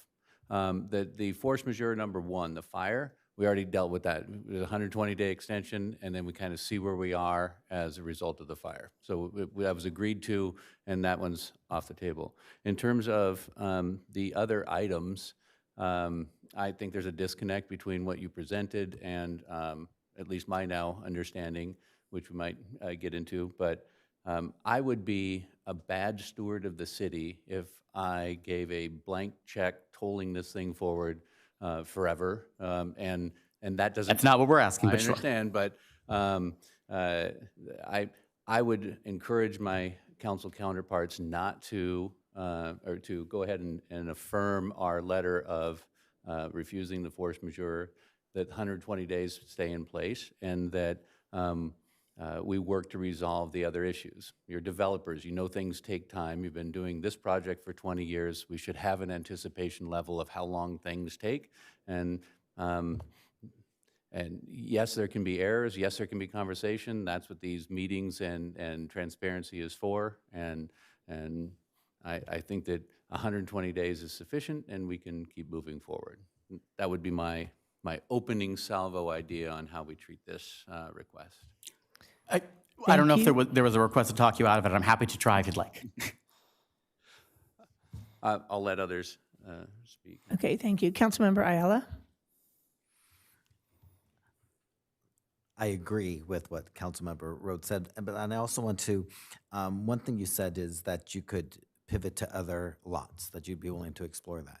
To me, if you're running into these issues, you should have already had that in motion. We have. Unfortunately, everything has been paused at the city level until this issue is resolved. And so we haven't been able to move any of those other lots forward. So I know that there's a meeting tomorrow, working session tomorrow, right? No, the city attorney canceled that meeting. The city attorney letter that you sent us on July 9th said that all hands meetings are canceled on a going forward basis. The ones that we had already planned. So our understanding is that, and that's amongst assistant city managers too, is that we're going to be meeting tomorrow. Well, that is news to us, given that we were told explicitly that all of these meetings were paused. We'd be happy to be present if there's going to be a meeting. I would hope so. Our expectation going through all of this has always been that we continue to communicate. I'll let you know that this weekend when we exchange emails.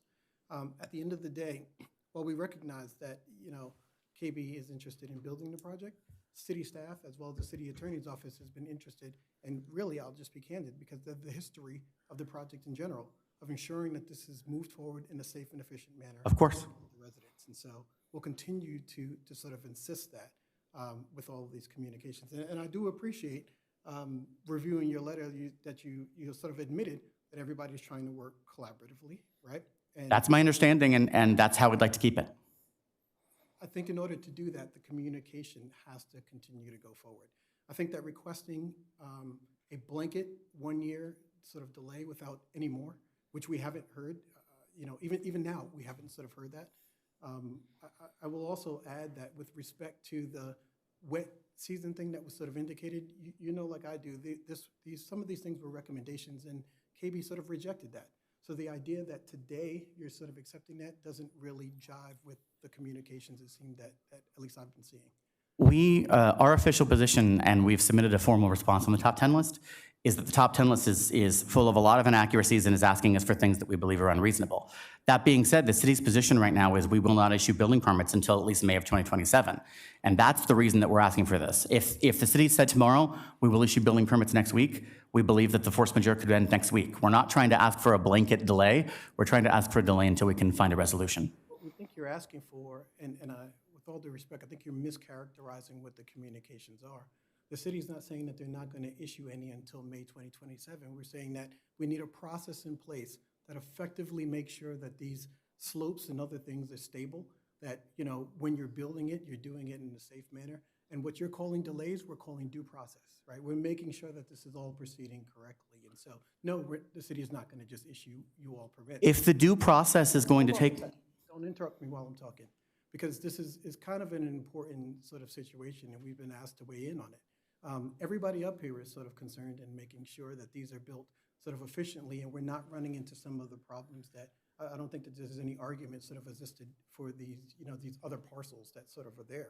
And so, we want to continue to work collaboratively, but I want to make sure, since you've sort of mentioned transparency, that we're actually talking about what's going on. And so when you're indicating that these are delays, I want to talk about that these are not delays, that these are evaluations. Like, we can point to the fact that it took you 5 weeks to sort of respond to some of the city's comments that they gave you all with respect to the review of the master prototype, right? I mean, we have some of these dates, and I don't mean that to place you all in a bad position, but the reality is there is going to be time for all of these things to sort of to come to fruition, and I just don't want to make it seem like everybody's being unreasonable and KB is some kind of victim. We do not want to appear as a victim here, I assure you. But when we talk about due processing delays, we're not objecting to the amount of time it's taking city to review things. We haven't said it's taking longer than it should, although I can go through some of the times that we think it has if you'd like. All we're saying is if it's going to take as long as it appears it's taking, it will take us longer to get the approvals. And when you say that the city has said, oh, well, we can get this done before May of 2027, the explicit city-written top 10 list that we were provided says task 1 through May of 2027 provides a hard floor on the project that will not proceed until that evaluation is complete. And let's be clear, when you received that top 10 list, right, you and your client, what it was told was that this is where the city wanted to start and that there still had to be communications about whether that was going to go forward. And our understanding, Hold I on. apologize. So when you communicate that this is a drop-dead deadline, that's a mischaracterization because you know, like I know, that there was supposed to be discussions on every one of those things. Some of those top 10 things are things that you're already supposed to be doing. Some of them you've agreed to as part of the development agreement. Some of them are things that the city is reviewing and we're going, maybe that's not the best way to move forward. But all throughout, there has to be those discussions and there has to be those evaluations. And so presenting this as if that top 10 list was this is a non-negotiable, non-bargain, flies in the face of the communications that I've seen. So it's important for me to sort of make sure that, everybody is aware of what's going on. Well, with respect, I would like to clarify, however, we asked to have a full conversation about the top 10 list in specificity at the last all hands meeting, and we were prevented from doing so. City attorney said, we'll talk about it offline, and he's never called me to talk about it. We've exchanged many emails that you've seen about what was going on in the week since then, and we've essentially been told that a meeting will not be scheduled to discuss this. The first time I'm hearing that we're actually going to be able to meet is this evening for a meeting tomorrow, which is wonderful news, but news to us. We'd like to discuss it in depth then, but I've been given no indication that the city's prepared to do so or that they'll have the right consultants at this meeting. In fact, normally we circulate an agenda, but we didn't this week because we were told there wasn't going to be a meeting. So I don't even know what we'd be discussing tomorrow, although I hope it's this. Yeah, it should be this. And that's my expectation of what city staff and your team are sort of going to discuss. It's also my understanding that there's going to be a discussion of whether all the items of the top 10 are what they're going to do, reiterating what was communicated before. A lot of this is I sit back and like council, I get involved when it reaches a certain level and I look at these communications and some of them are miscommunications, but a lot of other things is everybody wants to take a hard, sort of stance. And at the end of the day, when I'm reviewing this big picture as what is going to be the way to move this project forward while simultaneously ensuring that the residents are getting something that's safe. Bottom line, right? Everything else is secondary to that. And so I would hope that everybody sort of involved, make sure that those are the communications that are moving forward. And I don't think that granting, and I understand sort of, the position that some of this may take a little bit more time. And if that's the case, and city council is aware, we may need to come back here and evaluate whether things have been moved. But asking for a year out as a minimum, and then saying, there has to be more time, doesn't seem to be indicative of the communications, as well as sort of the presentations, at least that we've been seeing, that things are moving forward. So delays in just recently in May and June don't all of a sudden justify a year continuation. And that's what my concern is, and that's what I communicated. And just Okay, to clarify. I'm going to interrupt right now. And can we move on a little bit further? Are we settled that there is a meeting tomorrow? Sounds like there is, yes. Okay, then let's move on to the next So item. just to or clarify questions. real quick, because I know there was a point that was made that I just want to clarify just in defense of our public works and our planning team. It's not like there hasn't been communication and reviews of the project since that day. I'm looking at emails now just as a couple of weeks ago. There's still review happening. There's still communication, emails going back and forth. So in no ways has staff just said, hey, we're not touching this. We continue to work through and provide the reviews and the comments that are needed to continue to move the project forward. So just for clarification. Thank you, Mr. If that was Garibay. even implied, that was accidentally implied. Staff has been working with us on this, and we are all hopefully still rowing in the same direction. Okay, thank you. So I would just finish up my comments by Thank you. saying that for me, the due date needs to stay the same. Whether when you guys meet tomorrow and in future meetings, if you guys need to move some dates around within that already approved schedule and maybe pivot to other lots or whatever to make it happen, then great. But at this point, we need to keep that due date because that's what we committed to for the community members here. The only thing I will say on that, and I just want to be very clear here, we know that this project has a credibility problem, and that's one reason that I keep standing up here and saying I want to be as transparent as possible. My concern is that if we do iterative delays the way we're talking about right now, we say 120 days, well, if we need more, we'll come back and talk about it. Every time I appear here before you and say we're going to need a little bit more time, everybody in this community is going to say, why are you taking more time? Why does it need more time? And so if we know that it's going to be longer than 120 days tonight, we should say that and we should agree to it. And my understanding, based on the city's position right now, is it will take longer than 120 days.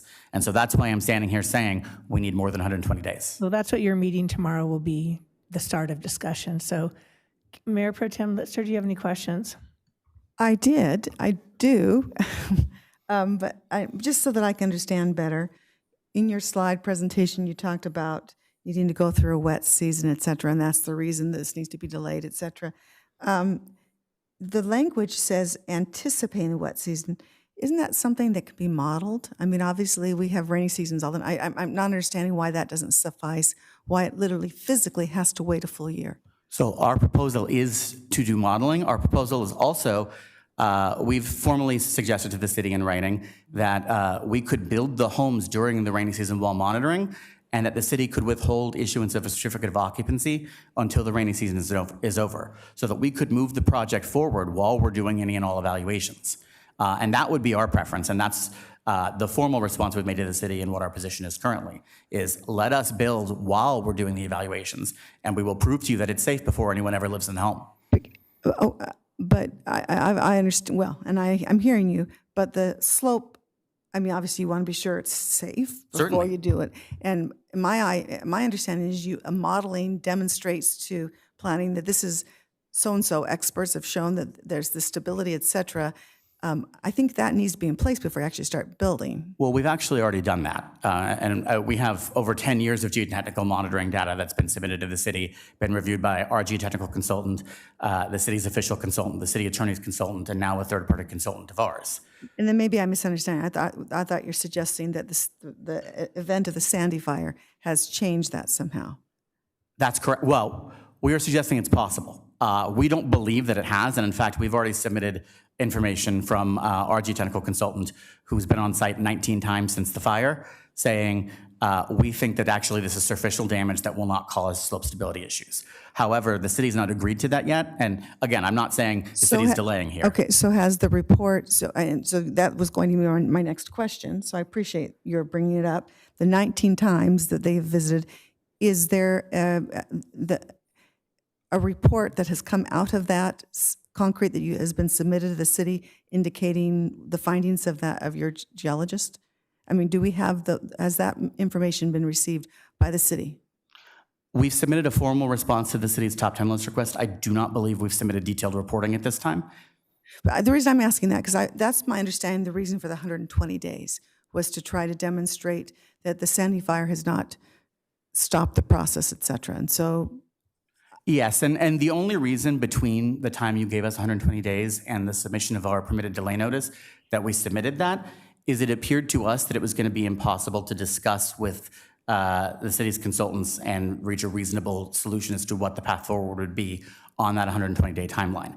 If we can have these discussions and if we can actually agree on a path forward, then the hope is that the path forward is for a much shorter delay or no delay longer than the 120 days that we've asked for. well, okay. And I guess what I'm hearing, certainly there needs to be a lot more meeting and conferring is what I'm hearing. And I'm glad there's a meeting tomorrow. And I know that we granted 120 days. I know that I'm inclined not to grant a force majeure, but I appreciate what you're saying. And this is information that's helpful. Thank you. Councilmember Rhodes. I was going to say, I'm happy to make a motion at this point. That's fine. Go ahead.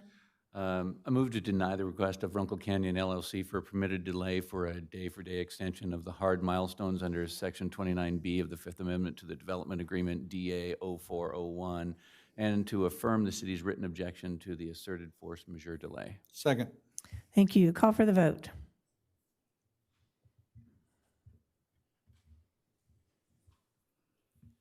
The motion passes unanimously. Thank you. Thank you. I believe you might want your clicker back.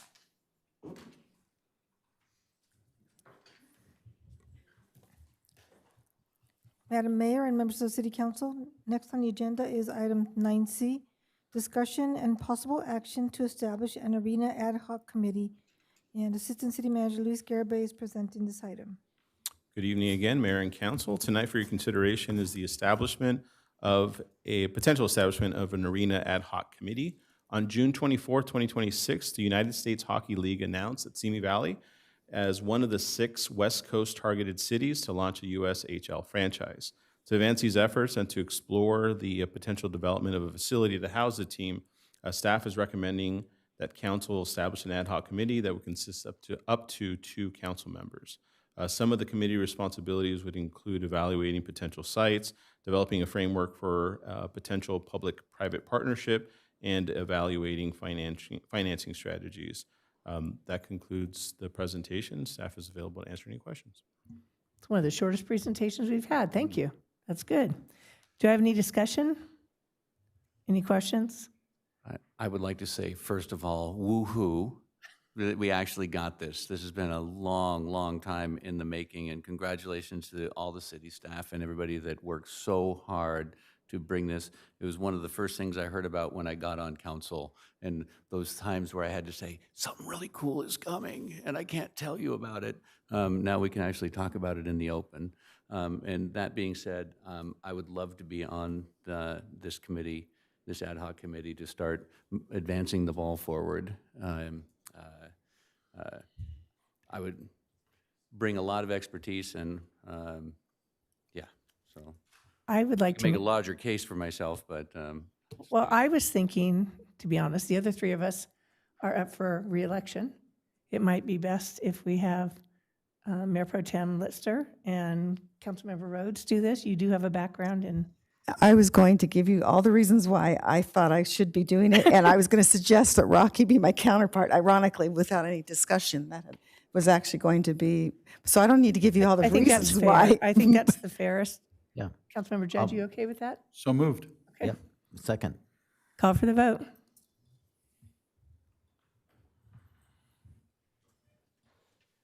The motion passes unanimously. That was way easier than I thought it was going to be. I Madam know. Mayor? I knew it was going to be everyone wanted to do it. Well, and that was it. I was going to start by my comments by saying everyone here wants to be and would contribute to it. There's no question. So, but thank you. Madam Mayor and members of the City Council, next on the agenda is item 10A, City Council Member Reports. Okay. We've been out for a month. These are going to be long, so we don't have to give detailed notes on every meeting. I'm not going to go into detail unless it needs more explanation. Otherwise, we'll just go pretty quickly. There you go. Perfect. Thank you. Councilmember Ayala, you're up. All right, June 23rd, I had a meeting with the city manager to talk about status updates. June 24th, the retirement party for Ron Fuchiwaki. June 24th, also that day, I attended the Ventura County Economic Development Agency Committee meeting. June 25th was a busy day, Wildfire Safety Day at the Reagan Library, followed by Anna Medina's retirement, followed by Jeff Takeda's retirement, followed by the Simi Vibe grand opening. June 30th, I attended the fire workshop hosted by Supervisor Parvin. I attended virtually. July 1st, I attended the Tunnel to Towers Foundation at the Reagan Library, which was great. That foundation helps families of September 11th first responders and veterans with different resources and housing. July 2nd, I attended Pastor Willie Gray's memorial. He passed away. He was the pastor at the Second Missionary Baptist Church. It was a great, long, nice 3-hour ceremony. July 3rd, we started our 4th of July weekend, so I volunteered at our 5K run. We had over 225 participants. I then volunteered at the car parade with over 100 cars, and then went over to our movie night in the park. July 4th, I attended the Kiwanis 4th of July event. I then took a little break, about a 10 or 12-day break. July 20th, I attended the Veterans Mentor Project Mentor Training, hosted by James Espinosa, a Simi Valley resident. July 23rd, another meeting with our city manager. Also that day, the 5-year Oakmont of Simi Valley reopening or anniversary. It's an assisted living and memory care center here. July 24th, I, along with Councilmember Judge, we did our first working group with the Simi Valley USD for the SRO program, our School Resource Officer program. July 26th, the ribbon cutting of Shotzi's Bakery, or the otherwise known as the banana pudding place. But they have Yes, more so than good. banana pudding. And then also July 26th, I attended the 102nd anniversary of Astrid Omohandro. And her caregiver, one of her caregivers, is her 97-year-old sister. And they look amazing. So I told her, we will see you next year for your 103rd, because for sure she will be here for her 103rd. And that concludes my report. Oh, and sorry, today I met with the Lost Canyons developers for a Lost Canyons update. Thank you. Councilmember Rhodes. All right. Was there a timer? Because that was pretty good. All right. My report starts on Wednesday, June 24th. I attended the Chamber Legislative Affairs Zoom call. I also celebrated Ron Fujiwaki's retirement. On Thursday, June 25th, I celebrated Anna Medina's retirement and Jeff Takeda's and the Simi Vibe grand opening. On Monday, the 29th, I had a Zoom call with the Clean Power Alliance CFO to go over a power purchase agreement redaction in their contracts. On Tuesday, June 30th, we had the Arts Commission retreat. And I also had a briefing for my first CEHD meeting of SCAG, of which I would be chair. And that night, it's not a city event, but Rotary had their demotion party for Sharon, and that was a lot of fun. Wednesday, July 1st, the executive committee of SCAG had their meeting. I attended via Zoom so that I could be in town to go to the Tunnels to Tower Foundation event at the Reagan Library. On Thursday, July 2nd, I got to run my first meeting as chair of the CEHD, and we had two presentations of the housing infill program, one for Fox Hills and one for San Fernando. And the Fox Hills one happened to go right over an apartment building I used to live in, so that made it more personal. And then the same day, the regional council meeting for SCAG, we ratified the positions for the committee for the RENA subcommittee, and I will be the chair of that committee all the way through December. And we also discussed LA 28 and things that we can do to build stuff in our own communities to attract visitors. On Saturday, July 4th, I want to thank the 250 Celebration Committee that got together, and we had an absolutely spectacular celebration in the park. I also skipped forward a bit. On Saturday, July 11th, I was in Sacramento. My kids were in town. It was the celebration of life for my father that passed last year. He made it to 100. This would have been his 101st birthday, and we did a celebration of life for him. On Monday, July 13th, I had a meeting here at City Hall with a group that does fire prevention and mitigation, and we're looking at starting an idea around a joint task force being several parties. I talked to staff. I won't go into all the details here, but ways to do community resilience that would hopefully lower costs and have more opportunities for insurance for neighborhoods. On July 14th, I attended the Reagan Library, a conversation with Deputy Prime Minister of Poland, and we got to sit at the table 3 seats away and ask about the Ukraine war and the perspective of the United States in that part of the world, and it was absolutely fascinating. On Wednesday, July 15th, I attended the swearing-in ceremony here in the council chambers for 4 new officers. It's 4, right? Thursday, July 16th, I want to thank the Seroptimist for putting together a luncheon honoring the Judy Siddell Memorial Grant Recipient of the Year. And I also, that evening, went out and saw the presentation we just saw, the Runkle Canyon presentation to the Homeowners Association, and attended that. On Friday, July 17th, the grand opening, reopening of Jewel Time in a new location. On Wednesday, July 22nd, again, the Legislative Affairs Zoom call. And at 9:30, the Zoom call for the Cal Cities webinar on legislative updates as they are finishing the legislative season up there.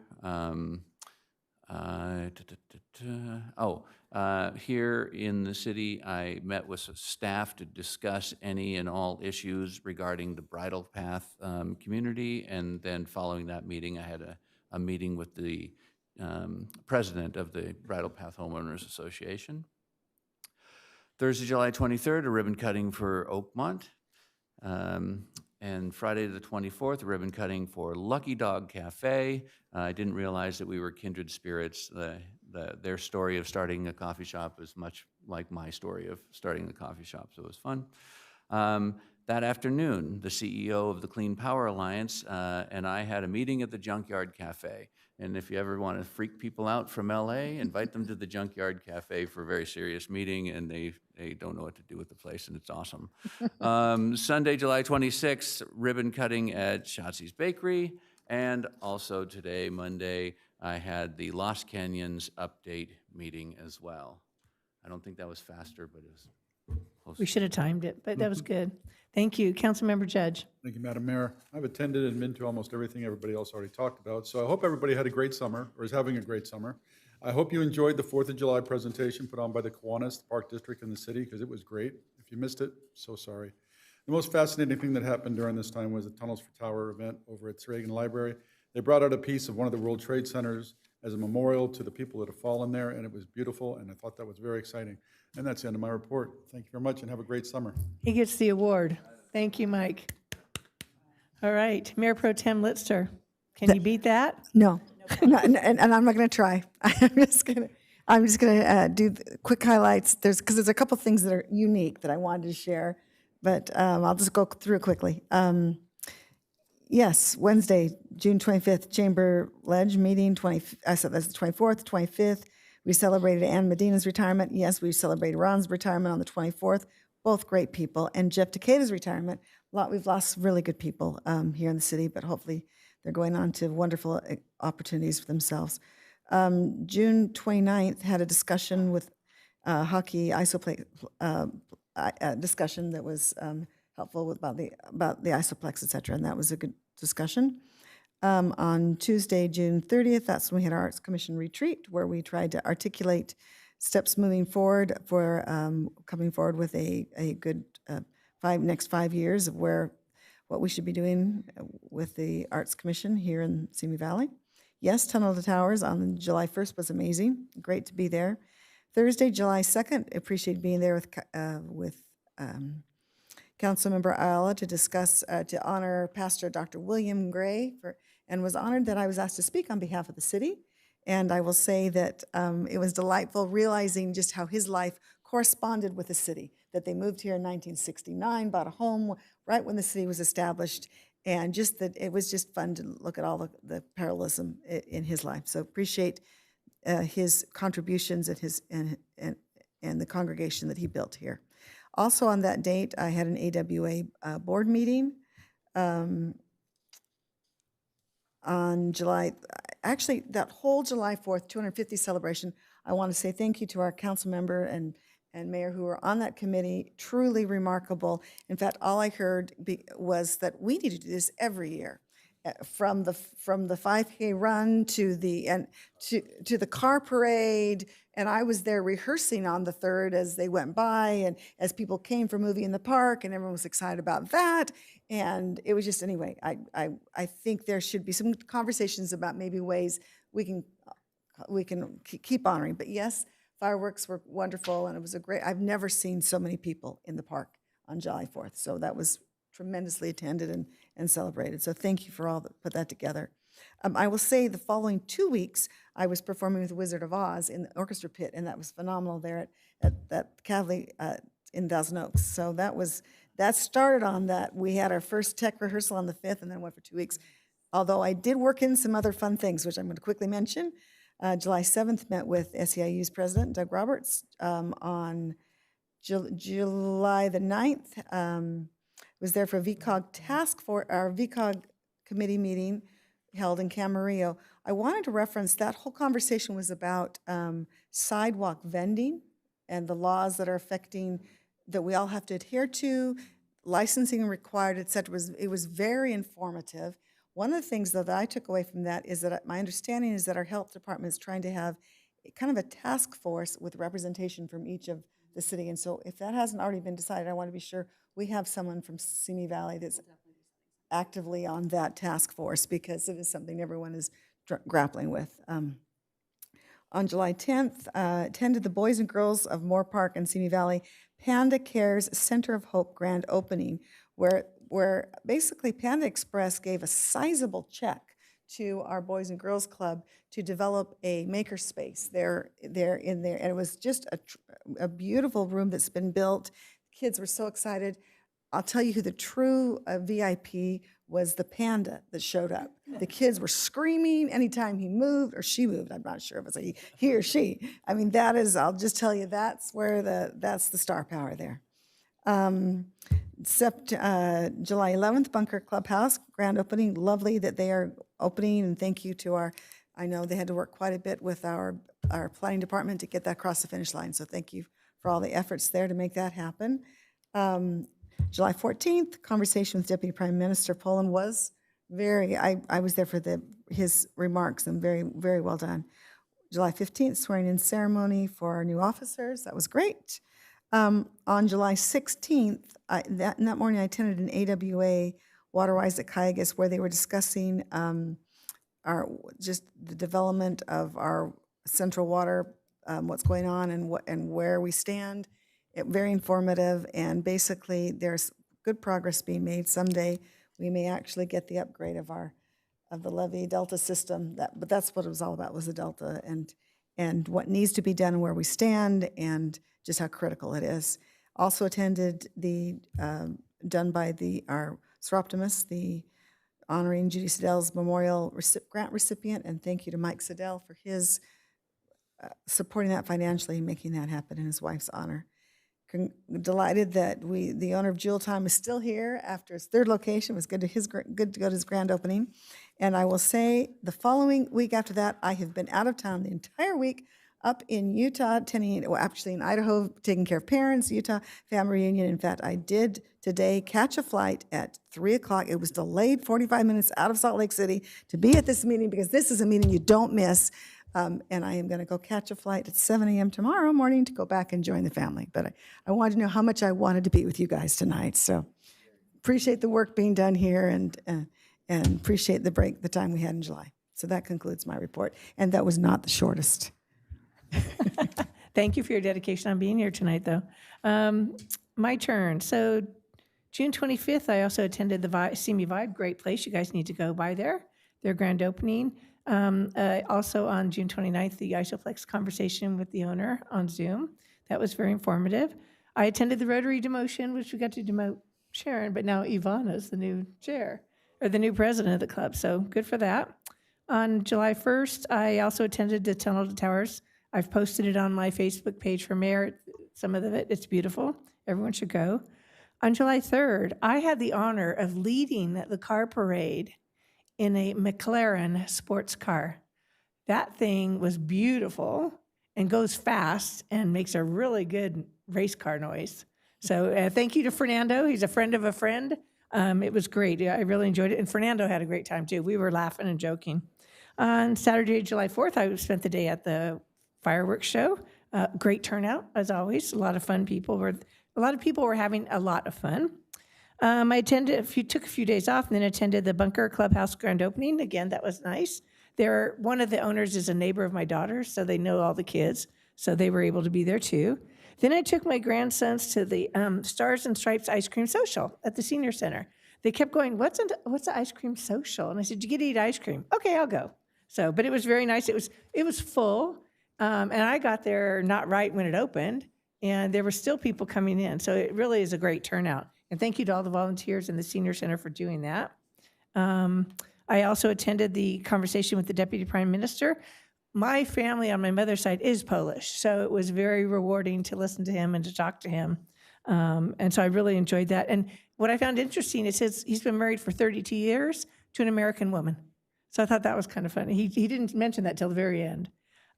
Thursday, July 16th, I also attended the luncheon honoring the Judy Siddell Memorial Grant recipient. Judy was a probation officer, and this is her way of giving back to somebody that has completed their probation and is doing a good job. So that's who that goes to. So it was kind of wonderful to see that.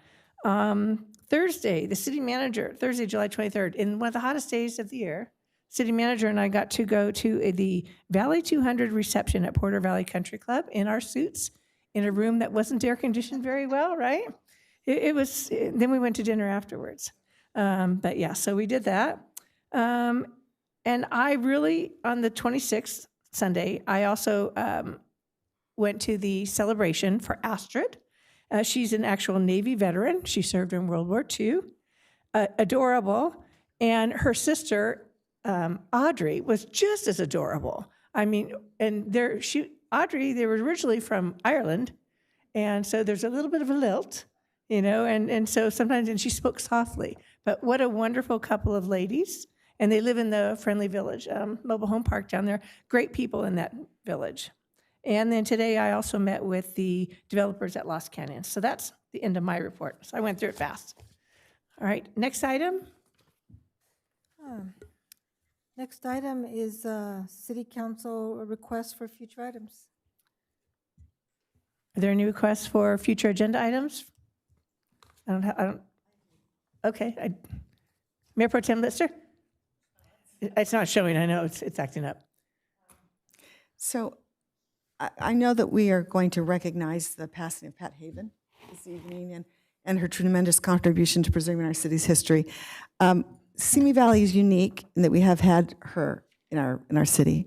And I will share that I had the privilege of sitting down with her and personally hearing her history and her contributions to Simi.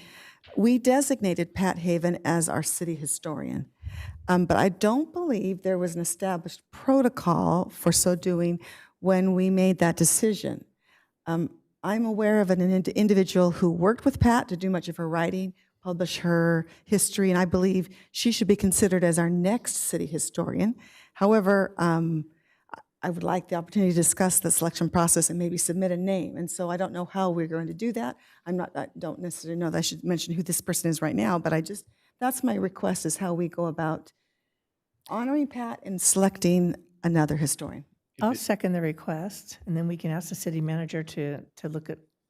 I mean, and I'm happy to type up and write up a report myself of who I think that person should be and why so. But I just want to be sure what the protocol or how we're going to handle it.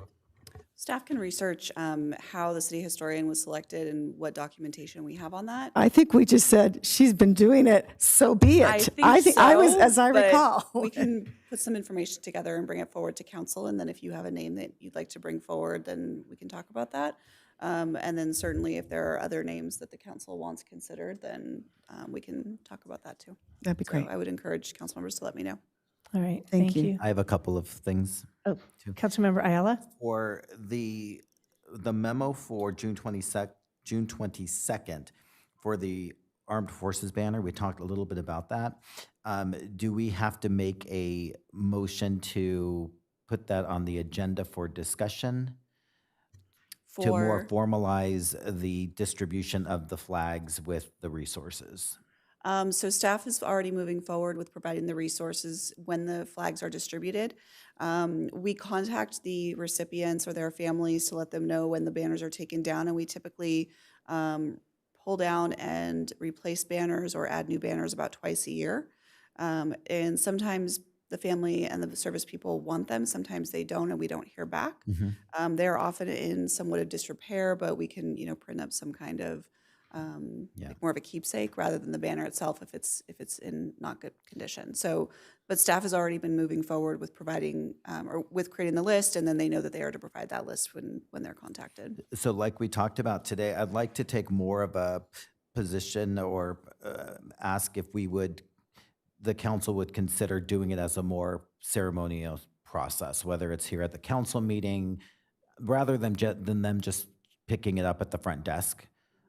actually doing it as maybe part of a council meeting twice a year or at some other thing where they're actually acknowledged, for those who choose to. Some may just want to pick it up at the desk, but for those who choose to, that we acknowledge their service, give them their flag, and those resources could be here if they wanted to meet with them afterwards or something. But if we could have something that we can talk about and vote on.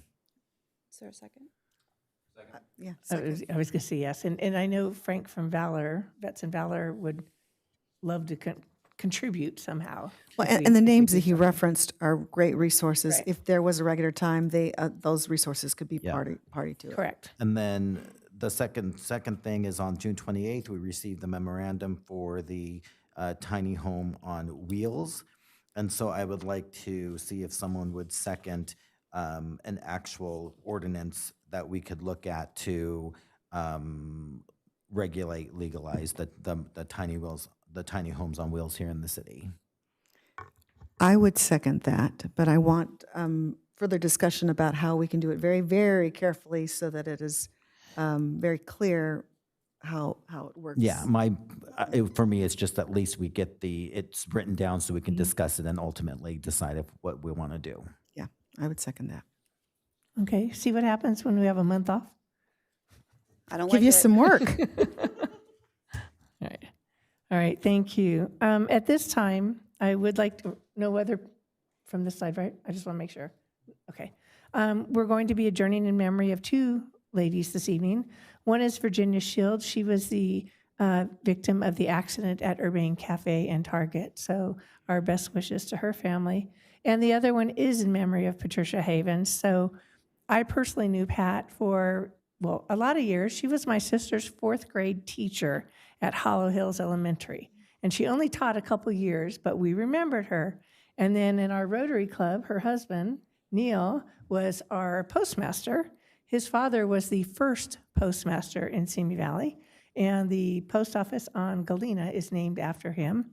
And as everyone knows, Pat was the smartest, sweetest lady and knew everything about Simi Valley. I have 2 or 3 of her books, and they're just so interesting, and she was just such a wonderful lady. I was sorry to hear of her passing, but I know she's happy that she had a great and wonderful life. And I just want to say we're going to close in memory of Pat Havens also. And if she were here, would she correct your pronunciation? Simi. Yeah. It's Simi Valley. That is true. She would correct me for that. Thank you. That's a little giggle. Sorry, Pat. So we will adjourn in memory of Pat Havens also. Thank you.